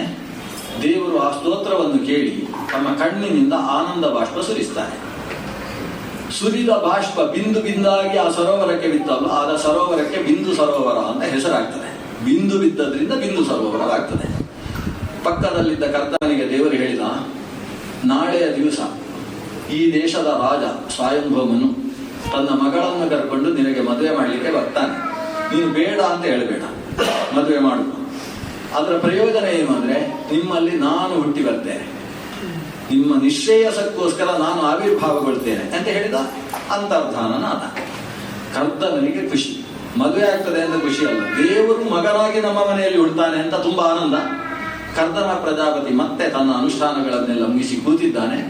ಸ್ವಯಂಭೂಮನು ತನ್ನ ಮಗಳನ್ನು ತನ್ನ ಪತ್ನಿಯ ಜೊತೆಗೆ ಕರ್ಕೊಂಡು ಬಂದ. ಕರ್ದಮನಲ್ಲಿ ಮಾತಾಡ್ತಾ, ಇವಳು ನನ್ನ ಮಗಳು, ನೀನು ವಿವಾಹ ಮಾಡಿಕೊಳ್ಬೇಕು, ನಿಮ್ಮ ಸಂಸಾರದಿಂದ ನಮ್ಮ ಶ್ರೇಯಸ್ಸಾಗ್ತದೆ ಅಂತ ಹೇಳ್ತಾ ಇದ್ದಾನೆ. ಆಗ ಕರ್ದಮ ಹೇಳ್ತಾನೆ, ನನಗೂ ಅವಳನ್ನು ಮದುವೆ ಮಾಡಿಕೊಳ್ಬೇಕು ಅಂತ ಮನಸ್ಸಾಗಿತ್ತು. ಯಾಕಂದ್ರೆ ಇವಳ ಬಗ್ಗೆ ಬಹಳಷ್ಟು ಕೇಳಿದ್ದೇನೆ ಅಂತ, ಇನ್ನೆಲ್ಲ ಮಾಹಿತಿ ಎಲ್ಲ ಸಂಗ್ರಹ ಮಾಡಿ ಆಗಿದೆ. ಯಾವ ವಧುವರ ಅನ್ವೇಷಣ ಸಮಿತಿಯೂ ಇಲ್ಲದೆ ಮಾಹಿತಿಯೆಲ್ಲ ಸಂಗ್ರಹ ಆಗಿದೆ. ಇವಳ ಬಗ್ಗೆ ಕೇಳಿದ ವಿಷಯ ಏನು ಅಂದ್ರೆ, ಇವಳು ನಿಮ್ಮ ಅರಮನೆಯಲ್ಲಿ ಮೇಲೆ ಬಾಲ್ಕನಿಯಲ್ಲಿ ಪ್ರಾಸಾದದಲ್ಲಿ ಚೆಂಡಾಟ ಆಡ್ತಾ ಇದ್ಲಂತೆ. ಚೆಂಡಾಟ ಆಡ್ತಾ ಇರುವ ಹೊತ್ತಿಗೆ ಆ ಕಡೆಯಿಂದ ವಿಶ್ವಾವಸು ಅಂತ ಹೇಳುವ ಗಂಧರ್ವ ತನ್ನ ವಿಮಾನದಲ್ಲಿ ಸಾಗ್ತಾ ಇದ್ದಂತೆ. ವಿಮಾನದಲ್ಲಿದ್ದವ ಇವಳು ಆಡ್ತಾ ಇರುವುದನ್ನು ನೋಡಿ, ಇವಳ ಸ್ವರೂಪವನ್ನು ನೋಡಿ ತನ್ನನ್ನು ತಾನು ಮರೆತು ಬಿಟ್ಟಂತೆ. ಮರೆತ ಕಾರಣದಿಂದ ವಿಮಾನ ಅಲ್ಲಿ ಬಿದ್ದೇ ಹೋಯ್ತಂತೆ ಅಂತ. ಯೋಗ ಸಾಮರ್ಥ್ಯ ಕುಂಠಿತವಾದದಿಂದ ವಿಮಾನ ಅಂದ್ರೆ ವಿಮಾನವನ್ನು ಬೀಳಿಸಿದ ರೂಪ ಇವಳದ್ದು ಅಂತ ಇವನು ಹೊಗಳ್ತಾನೆ. ಇವನಿಗೆ ಮಾಹಿತಿ ಎಲ್ಲ ಸಂಗ್ರಹ ಆಗಿದೆ ಅಂತ ಅವರಿಬ್ಬರ ವಿವಾಹ ನಡೀತದೆ. ಇದು ಇಡೀ ಸೃಷ್ಟಿಯಲ್ಲಿ ಮೊದಲ ಮದುವೆ. ಆದ್ಯೋ ವೈವಾಹಿಕೋ ವಿಧಿಹಿ, ಇದು ಮೊದಲ ಮದುವೆ. ಅಂದ್ರೆ ಮದುವೆ ಆಗುವುದು ಹೇಗೆ ಅಂತ ವ್ಯವಸ್ಥೆ ಆದದ್ದೇ ಈ ಮದುವೆಯಲ್ಲಿ. ಸಪ್ತಪದಿ ಅಂದ್ರೆ ಹೇಗೆ, ಅದಕ್ಕೆ ಮಂತ್ರ ಯಾವುದು, ಏನು ಕಥೆ, ಯಾವ ಮಂತ್ರದಿಂದ ಪಾಣಿಗ್ರಹಣ ಮಾಡಬೇಕು, ಅಗ್ನಿ ಅವನ ಹೆಸರೇನಿರಬೇಕು, ಅಗ್ನಿಯಲ್ಲಿ ಯಾವ ರೀತಿ ಆಹುತಿ ಹಾಕಬೇಕು, ಎಷ್ಟು ಹೊತ್ತಿಗೆ ದೇವ ದರ್ಶನ ಆಗಬೇಕು, ಎಷ್ಟು ಹೊತ್ತಿಗೆ ಅರುಂಧತಿ ದರ್ಶನ ಆಗಬೇಕು, ಆ ದರ್ಶನದ ಹೊತ್ತಿಗೆ ಯಾವ ಕ್ರಮವನ್ನು ಅನುಸರಿಸಬೇಕು, ಅಶ್ಮಾಭವ ಅಂತ ಹೇಳಿ ಎಲ್ಲಿ ಪಾದ ಇಡಬೇಕು, ಆ ಕಲ್ಲಿಗೆ ಪಾದ ಇಡುವುದರ ಹಿಂದೆ ಏನು ಚಿಂತನೆ ಇರಬೇಕು, ಎಲ್ಲಾ ಶುರು ಆದದ್ದು ಇಲ್ಲಿಂದ. ಮದುವೆಯ ಒಂದು ತೃಪ್ತಿ, ವಿವಾಹದ ವ್ಯವಸ್ಥೆ ಅದು ಆದದ್ದೇ ಮೊದಲ ಮದುವೆ. ಅದು ಕರ್ತಮನಿಗೂ ಈ ದೇವಹೂತಿಗೂ ಆದಂತಹ ವಿವಾಹ. ಮದುವೆ ಮಾಡಿ ಕೊಟ್ಟ ಮೇಲೆ ಸ್ವಯಂಭವನು ನಾವು ಬರ್ತೇವೆ ಚೆನ್ನಾಗಿ ಸಂಸಾರ ಮಾಡಿ ಅಂತ ಹೇಳಿ ಆಶೀರ್ವಾದ ಮಾಡಿ ಹೊರಡ್ತಾ ಇದ್ದಾನೆ. ಹೊರಡುವಾಗ ಶತರೂಪೆಗೆ ಹೊರಡುವುದಕ್ಕೆ ಆಗ್ತಾ ಇಲ್ಲ. ಯಾಕಂದ್ರೆ ರಾಜಕುಮಾರಿಯನ್ನು ಕಾಡಿಗೆ ತಂದು ಮದುವೆ ಮಾಡಿ ಬಿಟ್ಟಿದ್ದೇವೆ ತಪಸ್ವಿಗೆ. ಇವನ ಜೊತೆಗೆ ಇವಳು ಸಂಸಾರ ಹೇಗೆ ಮಾಡ್ತಾಳು, ಅವನ ಸಂಧ್ಯಾ ವಂದನೆಗೆ, ಅವನ ತಪಸ್ಸಿಗೆ, ಅವನ ಪೂಜೆಗೆ ಬೇಕಾದಂತಹ ಸಿದ್ಧತೆಗಳನ್ನು ಇವಳು ಮಾಡಿಕೊಡ್ಬೇಕಾಗ್ತದೆ. ಎಲ್ಲ ಒಂದೊಂದೇ ಬಿಡಿಸಿ ಹೇಳ್ತಾಳೆ. ಆ ಕಡೆ ಸ್ವಯಂಭವನ ಅಷ್ಟು ದೂರ ಹೋಗಿ ನೋಡ್ತಾ ಇದ್ದಾನೆ, ಎಲ್ಲಿ ನನ್ನ ಹೆಂಡತಿ ಬರ್ತಾ ಇಲ್ಲ ಅಲ್ವಾ ಅಂತ. ಆಗ ಮಗಳೇ ಅಮ್ಮನನ್ನು ಕಳಿಸಿಕೊಡ್ತಾಳೆ, ನೀನು ಹೋಗಮ್ಮ, ನನಗೆ ಗೊತ್ತಾಗ್ತದೆ ನಿನ್ನ ಮಗಳಲ್ವಾ, ನಾನು ಇಲ್ಲಿ ವ್ಯವಸ್ಥೆ ಮಾಡ್ತೇನೆ, ಇವರ ಜೊತೆಗೆ ಹೊಂದಿಕೊಂಡು ಸಂಸಾರ ಮಾಡ್ತೇನೆ ಅಂತ ಹೇಳಿ ಅಮ್ಮನನ್ನು ಕಳಿಸಿಕೊಡ್ತಾಳೆ. ಭಾರವಾದ ಹೃದಯದಿಂದ ಶತರೂಪೆ ಸ್ವಯಂಭುವ ಮನುವಿನ ಜೊತೆಗೆ ಹೊರಟಿದ್ದಾಳೆ. ಇಲ್ಲಿ ಸಂಸಾರ ಶುರು ಆಯಿತು. ಸಂಸಾರ ಶುರು ಆದರೆ ಆಶ್ಚರ್ಯ ಏನಂದ್ರೆ, ಕರ್ತಮನಿಗೆ ಮದುವೆ ಆಗಿದ್ದೇನೆ ಅಂತಲೇ ಮರ್ತೋಯ್ತಂತೆ ಮರು ದಿವಸ. ಇಂಥ ಗಂಡಂದಿರನ್ನು ಇಟ್ಟುಕೊಂಡು ಹೆಂಡಂದಿರು ಸಂಸಾರ ಮಾಡಬೇಕು. ಇವನಿಗೆ ವಿವಾಹದ ಬಗ್ಗೆ ಯೋಚನೆ ಇಲ್ಲ. ಇವನು ಪ್ರತಿನಿತ್ಯದ ಅನುಷ್ಠಾನ, ಅದಕ್ಕೆ ಸರಿಯಾಗಿ ತನ್ನ ಪತ್ನಿ ಸಿದ್ಧಪಡಿಸಿಕೊಳ್ತಾ ಇದ್ದಾಳೆ. ಅವಳೇ ಆಲೋಚನೆ ಮಾಡಿ ಇಂಗಿತಜ್ಞೆಯಾಗಿ ಭವಾನೀವ ಭವಂ ಪತಿಂ, ಅದು ಹೇಗೆ ಸೇವೆ ಮಾಡಿದ್ದಾಳೆ ಅಂದ್ರೆ, ಆ ಪಾರ್ವತೀ ದೇವಿ ಶಿವನನ್ನೇ ಪತಿಯನ್ನಾಗಿ ಪಡೆಯುವುದಕ್ಕೋಸ್ಕರ ಮಾಡಿದ ತಪಸ್ಸಿನಲ್ಲಿ ಹೇಗೆ ಭವನನ್ನು ಸೇವಿಸಿದ್ದಾಳೋ ಹಾಗೆ ಇವಳು ಸೇವೆ ಮಾಡಿದ್ದಾಳೆ. ಇಂಗಿತಜ್ಞೆಯಾಗಿ ಸೇವೆಯಲ್ಲಿ ಭಾರಿ ಮುಖ್ಯ ಅದು ಇಂಗಿತಜ್ಞತೆ. ಈ ಕೆಲವರು ಸೇವೆ ಮಾಡ್ತಾ ಇದ್ರೆ ಸೇವೆ ಮಾಡಿಸಿಕೊಳ್ಳುವವರಿಗೆ ರಗಳೆ ಆಗ್ತದೆ. ಅವರಿಗೆ ಆರತಿಗೆ ಬತ್ತಿ ಹಾಕು ಅಂತ ಹೇಳಿದ್ರೆ ಈ ಕಡೆಯಲ್ಲಿ ಎಣ್ಣೆ ಹಾಕಿ ಆ ಕಡೆಯಿಂದ ಎಣ್ಣೆ ಹಾಕದೆ ಬತ್ತಿ ಹಾಕಿರ್ತಾರೆ. ಆಮೇಲೆ ಹಾಗಲ್ಲ ಹೀಗೆ ಅಂತ ಹೇಳ್ತೀವಿ. ಅದಕ್ಕಿಂತ ನಾನೇ ಮಾಡುವುದು ಒಳ್ಳೇದು ಅಂತ ಅನಿಸುತ್ತೆ ಇವರಿಗೆ. ಅದು ಹೇಳದೆಲೆ ಮಾಡುವನು ರೂಢಿಯೊಳಗುತ್ತವನು, ಹೇಳಿ ಮಾಡುವನು ಮಧ್ಯಮನು, ಹೇಳಿಯೂ ಮಾಡದವ ಅಧಮತ ಸರ್ವಜ್ಞ ಅಂತ ಸರ್ವಜ್ಞ ವಚನ ಇದ್ದ ಹಾಗೆ. ಅದು ಎರಡೆರಡು ಅರ್ಥದಲ್ಲಿದೆ. ಹೇಳಿ ಮಾಡುವವನು ಅಂತ ಹೇಳಿದ್ರೆ ಮಾಡಿದ್ದನ್ನೆಲ್ಲ ಹೇಳ್ಕೊಂಡು ತಿರುಗಾಡುವವ ಅಂತ ಒಂದು ಅರ್ಥ ಇದೆ, ಅವ ಅಧಮ. ಹೇಳದೆಲೆ ಮಾಡುವನು ರೂಢಿಯೊಳಗುತ್ತವನು. ಕೆಲವರು ಹೇಳ್ತಾರೆ ಹಾಗೆ ಮಾಡ್ತೇನೆ ಹೀಗೆ ಮಾಡ್ತೇನೆ, ಏನು ಮಾಡುವುದಿಲ್ಲ, ಅವ ಅಧಮ. ಇದಕ್ಕಿಂತ ಮುಖ್ಯವಾಗಿ ಮತ್ತೊಬ್ಬರು ಹೇಳುವುದಕ್ಕಿಂತ ಮುಂಚೆಯೇ ಏನು ಮಾಡಬೇಕು ಅಂತ ಅರ್ಥ ಮಾಡಿಕೊಂಡು ಮಾಡುವವ ಇದ್ದಾನಲ್ಲ, ಅಂಥವ ಉತ್ತಮ. ಆ ರೀತಿಯ ಸೇವೆಯನ್ನು ಮಾಡಿಕೊಂಡು ತನ್ನ ಪತಿಯ ಮನಸ್ಸನ್ನು ಗೆಲ್ತಾಳೆ ಈಕೆ. ರಾಜಕುಮಾರಿಯಾದ ಈಕೆ ಒಂದು ದಿವಸ ಅವನು ತಪಸ್ಸಿನಿಂದ ಎದ್ದವ ತನ್ನ ಪತ್ನಿಯನ್ನು ನೋಡ್ತಾನೆ. ಅವನ ತಪಸ್ಸಿನಲ್ಲಿ ಸಿದ್ಧಿಯಾಗಿರ್ತದೆ, ಮುಖದಲ್ಲಿ ಒಂದು ವಿಶಿಷ್ಟವಾದಂತಹ ತೇಜಸ್ಸು ಇರ್ತದೆ. ಕರ್ತಮ ಹೆಂಡತಿಯನ್ನು ನೋಡ್ತಾನೆ. ನೋಡಿದವನಿಗೆ ನಾನು ಹಿಂದೆ ಮದುವೆ ಆಗಿದ್ನಲ್ವಾ, ಅವಳೇ ಇವಳ ಅಂತ ಸಂಶಯ ಬರ್ತದೆ ಅಂತೆ ಹೆಂಡತಿಯಲ್ಲಿ. 100 ವರ್ಷ ಆಗಿದೆ ತಪಸ್ಸಾಗಿ, ಇವಳ ಬಗ್ಗೆ ಸಂಶಯ. ಯಾಕಂದ್ರೆ ಅವತ್ತು ಸ್ವಲ್ಪ ದಪ್ಪ ಆಗ ಹೀಗಿದ್ದವಳು ಈಗ ಹೀಗಿದ್ದಾಳೆ. ಆಗ ಅಂಗುಷ್ಟದ ಹಾಗೆ ತುಂಬಿಕೊಂಡಿದ್ದ ಮೇಗಿತ್ತು, ಇವತ್ತು ನೋಡಿದ್ರೆ ತೆಳ್ಳಗೆ ಆಗಿ ಹೋಗಿದ್ದಾಳೆ. ಅವತ್ತು ಝರದಲ್ಲಿ ವಸ್ತ್ರವನ್ನು ಹುಟ್ಟಿದ್ದವಳು ಇವತ್ತು ನಾರುಮಡಿಯನ್ನು ಹುಟ್ಟಿದ್ದಾಳೆ. ಇದು ಯಾವುದು ಇವನ ಗಮನ ಇಲ್ಲ. ಇವನು ತಪಸ್ಸಿನಲ್ಲೇ ಇದ್ದಾನೆ, ಹಾಗೆ ಸೇವೆ ಮಾಡ್ತಾ ಇದ್ದಾಳೆ. ಇವಾಗ ಕೇಳ್ತಾನೆ, ಹೇಗೆ ಆಗಿ ಹೋಗಿದ್ದಿ ಪತ್ನಿ? ತುಷ್ಟೋಹ ಮಧ್ಯ ತವ ಮಾನವಿ ಮಾನದಾಯ. ಅವ ಹೇಳ್ತಾನೆ, ಹೇ ಮಾನವಿ, ಓ ನನ್ನ ಮಾವನ ಮಗಳೇ ಅಂತ ಕರೆಯುವುದು ಹೆಂಡತಿಯನ್ನು, ಮನುವಿನ ಮಗಳೇ, ಹೇ ಮಾನವಿ, ಮಾನದಾಯ ತುಷ್ಟ ಅಸ್ಮಿ. ನನ್ನನ್ನು ಸೇವೆ ಮಾಡಿದಂತಹ ನಿನ್ನೆಯ ಮೇಲೆ ನನಗೆ ಪ್ರೀತಿ ಬಂದಿದೆ. ಅಲ್ಲಿಂದ ಏನು ಬೇಕು ಕೇಳು. ಏನು ಬೇಕು ಅಂತ ಕೇಳಿದಾಗ ಇವಳಿಗೆ ನಾಚಿಕೆ ಆಗ್ತದೆ. ನಾಚಿಕೆಯಾಗಿ ನೆಲವನ್ನು ಕಾಲಿನಲ್ಲಿ ಒರೆಸಿಕೊಂಡು ಬದಿಯಲ್ಲಿ ಮರಕ್ಕೆ ಒರಗಿಕೊಂಡು ನಿಂತುಕೊಳ್ತಾಳೆ. ನಿಂತುಕೊಂಡು ನೀವು ತುಷ್ಟನಾಗಿದ್ದೇನೆ ಅಂತ ಹೇಳಿದ್ರಲ್ಲ, ನನಗೆ ತೃಪ್ತಿ ಆಯಿತು ಅಂತ ಹೇಳ್ತಾಳೆ. ಅಲ್ಲ, ಏನಾದರೂ ಕೇಳು. ಅಲ್ಲ, ಕೇಳುವುದೇನಿದೆ? ನಮ್ಮ ದಾಂಪತ್ಯದಲ್ಲಿ ದೇವರೇ ಹುಟ್ಟಿ ಬರ್ತೇನೆ ಅಂತ ಹೇಳಿದ್ದಾರೆ ಅಂತ ಅವತ್ತು ನಮ್ಮ ಅಪ್ಪನ ಹತ್ರ ಹೇಳಿದ್ದೀರಿ ನೀವು ಅಂತ ಹೇಳಿ ಮತ್ತೆ ನಾಚಿಕೆ ಆಗ್ತದೆ. ಈ ಕರ್ದಮ ಪ್ರಜಾಪತಿ ತಾನು ಈಕೆಗೆ ನಿಜವಾಗಿ ನಾನು ಪತ್ನಿಯಾಗಿ ಏನು ಕೊಡಬೇಕು ಅದನ್ನು ಕೊಡಬೇಕು ಅಂತ ತೀರ್ಮಾನಿಸಿದವ ತಮ್ಮ ತಪಸ್ಸಿನ ಅನುಭವದಿಂದ ಒಂದು ಭವನವನ್ನು ನಿರ್ಮಾಣ ಮಾಡ್ತಾರೆ. ಅದು ಮೇಸ್ತ್ರಿಗಳು ಬಂದು ನಿರ್ಮಾಣ ಮಾಡಿದ್ದಲ್ಲ, ಇವನ ತಪಸ್ಸಿನ ಶಕ್ತಿಯಿಂದ ನಿರ್ಮಾಣಗೊಂಡಂತಹ ವಾಸ್ತವ ಭವನ. ಅದಕ್ಕೆ ವಿಮಾನ ಅಂತ ಹೆಸರು. ವಿಮಾನ ಅಂತ ಹೇಳಿದ್ರೆ ಅನೇಕ ಅಂತಸ್ತುಗಳಿದ್ರೆ ಅದನ್ನು ವಿಮಾನ ಅಂತ ಸಂಸ್ಕೃತದಲ್ಲಿ ಕರೆಯುವುದು. ನಾವು ತಿರುಪತಿಯಲ್ಲಿ ವಿಮಾನ ಶ್ರೀನಿವಾಸ ಅಂತೆಲ್ಲ ಹೇಳುವುದಿಲ್ಲ, ಅಂತಸ್ತಿಗೆ ವಿಮಾನ ಅಂತ ಹೆಸರು. 7 ಅಂತಸ್ತಿನ ದೊಡ್ಡ ಕಟ್ಟಡ. ಈ ಕಟ್ಟಡದ ವಿಶೇಷತೆ ಏನು ಅಂದ್ರೆ ಅದು ಇದ್ದಲ್ಲೇ ಇರುವುದಲ್ಲ, ಬೇಕಾದಲ್ಲಿಗೆ ಹೋಗ್ತದೆ.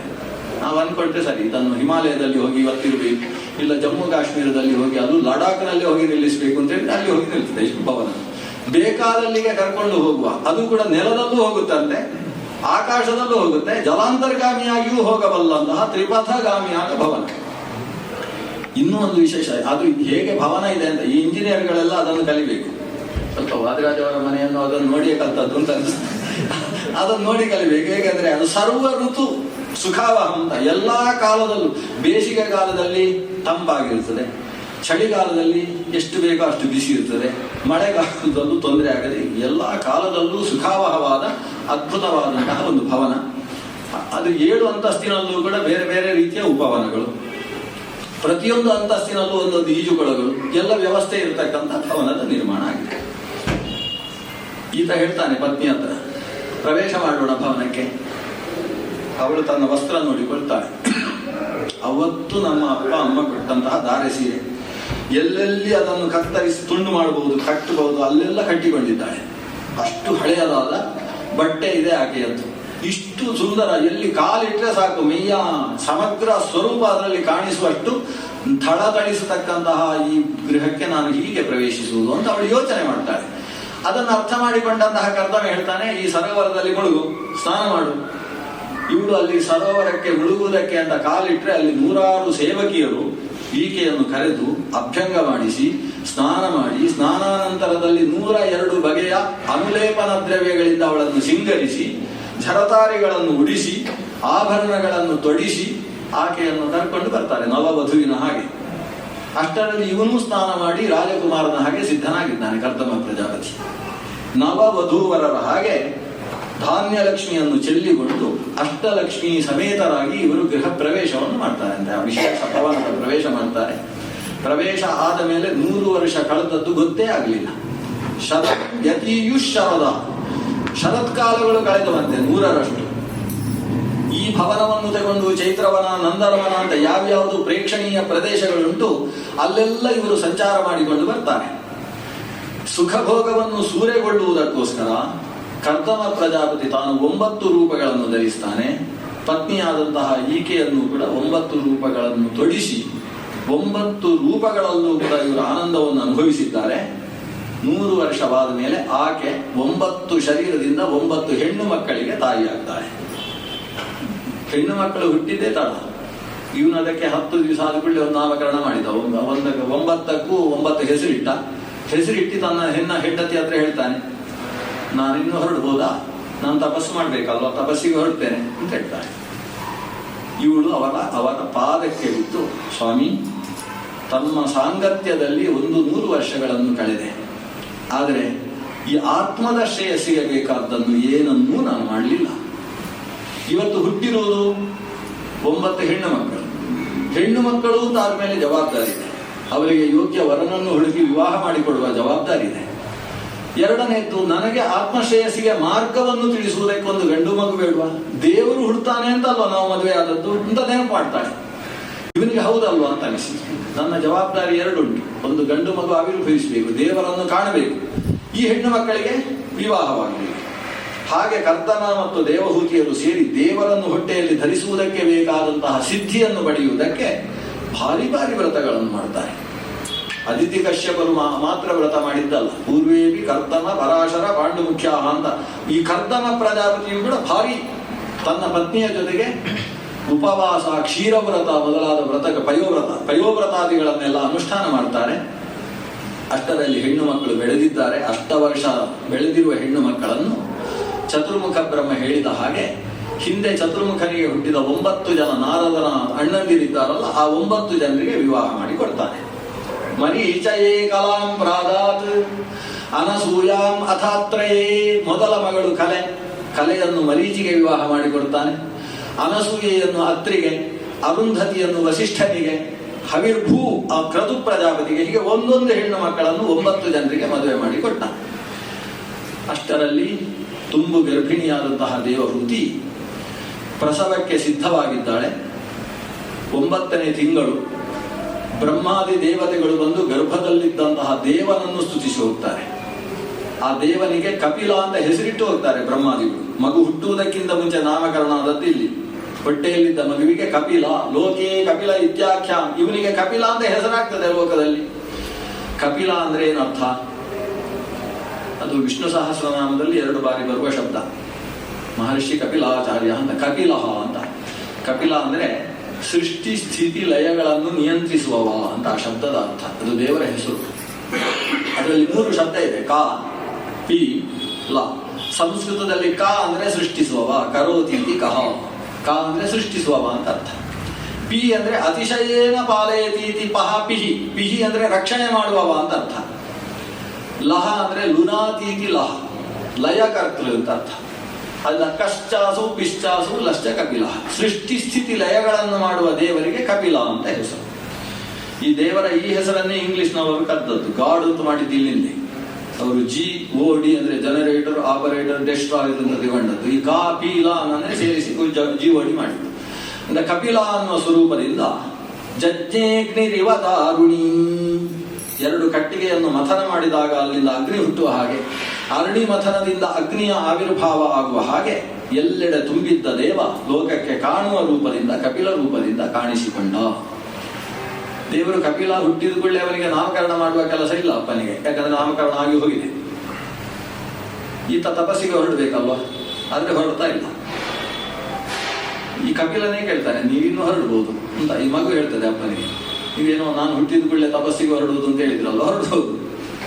ಈ ಕರ್ದಮ ಹೇಳ್ತಾನೆ, ನಾನು ತಪಸ್ಸಿಗೆ ಹೋಗಿ ಯಾವುದನ್ನು ಕಾಣಬೇಕು ಅದು ನಮ್ಮ ಮನೆಯಲ್ಲೇ ಆವಿರ್ಭವಿಸಿರ್ಬೇಕಾದ್ರೆ ನಾನು ಯಾಕೆ ಕಾಡಿಗೆ ಹೋಗ್ಬೇಕು? ಕಪಿಲ ಹೇಳ್ತಾನೆ, ಇದು ಕಂಡ್ರೆ ಸಾಕಾಗುದಿಲ್ಲ. ಅಪರೋಕ್ಷ ಜ್ಞಾನ ಅಂದ್ರೆ ದೇವರ ಅವತಾರ ರೂಪವನ್ನು ನೋಡುವುದು ಅಪರೋಕ್ಷ ಜ್ಞಾನ ಅಲ್ಲ. ದುರ್ಯೋಧನನು ಕೂಡ ಕೃಷ್ಣನನ್ನು ಕಂಡಿದ್ದಾನೆ. ದುರ್ಯೋಧನನ್ನು ಅಪರೋಕ್ಷ ಜ್ಞಾನಿ ಅಂತ ಕರೀತಾರ. ದೇವರನ್ನು ಬಾಹ್ಯ ಕಣ್ಣಿನಿಂದ ಕಾಣುವುದು ಅಪರೋಕ್ಷ ಅಲ್ಲ. ದೇವರನ್ನು ಕಂಡ ಮೇಲೆ ಅದೇ ದೇವರನ್ನು ಒಳಗಿನಿಂದ ಧ್ಯಾನಿಸಿ ಒಳಗಿನಿಂದ ದೇವರನ್ನು ಸಾಕ್ಷಾತ್ಕರಿಸಿಕೊಳ್ಬೇಕು. ಅದಕ್ಕೋಸ್ಕರ ತಪಸ್ಸಿಗೆ ಹೊರಡು ಅಂತ ಹೇಳಿ ತಂದೆಗೆ ಒಂದಿಷ್ಟು ಉಪದೇಶ ಮಾಡ್ತಾನೆ. ತಂದೆ ಈ ಮಗನಿಗೆ 4 ಪ್ರದಕ್ಷಿಣೆ ಹಾಕಿ ನಮಸ್ಕಾರ ಮಾಡಿ ತಾನು ತಪಸ್ಸಿಗೆ ಹೊರಟ. ಈಗ ಇಷ್ಟು ದೊಡ್ಡ ವಿಮಾನದಲ್ಲಿರುವುದು ತಾಯಿಯಾದಂತಹ ದೇವಹೂತಿ, ಮಗನಾದಂತಹ ಕಪಿಲ. ದೇವಹೂತಿ ಕಪಿಲನ ಹತ್ತಿರಕ್ಕೆ ಬಂದು ತಾನು ಚಕ್ಕಳ ಮಕ್ಕಳ ಹಾಕಿ ಮುಂದೆ ಕೂತ್ಕೊಂಡು ಶಿಷ್ಯೆಯ ಹಾಗೆ, ಈ ಗುರುವಿನ ಮುಂದೆ ಶಿಷ್ಯೆಯರು ಕೂತ ಹಾಗೆ ಕೂತು ಮಗನ ಹತ್ರ ಪ್ರಶ್ನೆ ಶುರು ಮಾಡ್ತಾರೆ. ಮಗು, ನನಗೆ ಈ ಸಂಸಾರದಿಂದ ಬಿಡುಗಡೆಯಾಗಬೇಕು ಅಂತ ಅಪೇಕ್ಷೆಯಾಗಿದೆ. ಸಂಸಾರದಿಂದ ಬಿಡುಗಡೆಯಾಗುವುದಕ್ಕೆ ದಾರಿ ಯಾವುದು? ಇದು ಅವಳ ಪ್ರಶ್ನೆ. ಇದಕ್ಕೆ ಈ ಕಪಿಲನ ಉತ್ತರ, ಅದನ್ನು ಕಪಿಲ ಗೀತೆ ಅಂತ ಕರೀತಾರೆ. 3ನೇ ಸ್ಕಂದದಲ್ಲಿ ಬರುವ ಬಹಳ ಶ್ರೇಷ್ಠವಾದ ಜ್ಞಾನೋಪದೇಶ ಅದು. ಸ್ವಲ್ಪ ನೋಡುವುದಾದ್ರೆ ಹೀಗೆ, ಪ್ರಶ್ನೆ ಏನಿವಳದು, ಬಿಡುಗಡೆಗೆ ದಾರಿ ಯಾವುದು? ಅದಕ್ಕೆ ಕಪಿಲ ಹೇಳ್ತಾನೆ, ನಾವು ಬಿಡುಗಡೆ ಹೊಂದುವುದಕ್ಕೆ ಎಲ್ಲೆಲ್ಲೋ ಹುಡುಕೋದು ಬೇಡ ಅಮ್ಮ. ಆ ಬಿಡುಗಡೆಗೆ ಬೇಕಾದದ್ದು ನಮ್ಮ ಒಳಗೆ ಇದೆ. ಚೇತ ಕಲ್ವಸ್ಯ ಬಂಧಾಯ ಮುಕ್ತಯೇ ಚಾತ್ಮನೋಮತಂ ಗುಣೇಶು ಸಕ್ತಂ ಬಂಧಾಯ ರತಂ ವಾ ಪುಂಸಿ ಮುಕ್ತಯೇ. ಸಂಸಾರದಿಂದ ಬಿಡುಗಡೆಗೆ ದಾರಿ ಯಾವುದು ಗೊತ್ತೋ? ಯಾವುದರಿಂದ ಬಂಧನ ಆಗಿದೆಯೋ ಅದೇ ಮೋಚನಕ್ಕೂ ದಾರಿ. ನಮಗೆ ಸಂಸಾರದಲ್ಲಿ ಕಟ್ಟು ಹಾಕಿದ್ದು ಯಾವುದರಿಂದ? ನಮ್ಮ ಮನಸ್ಸಿನಿಂದ.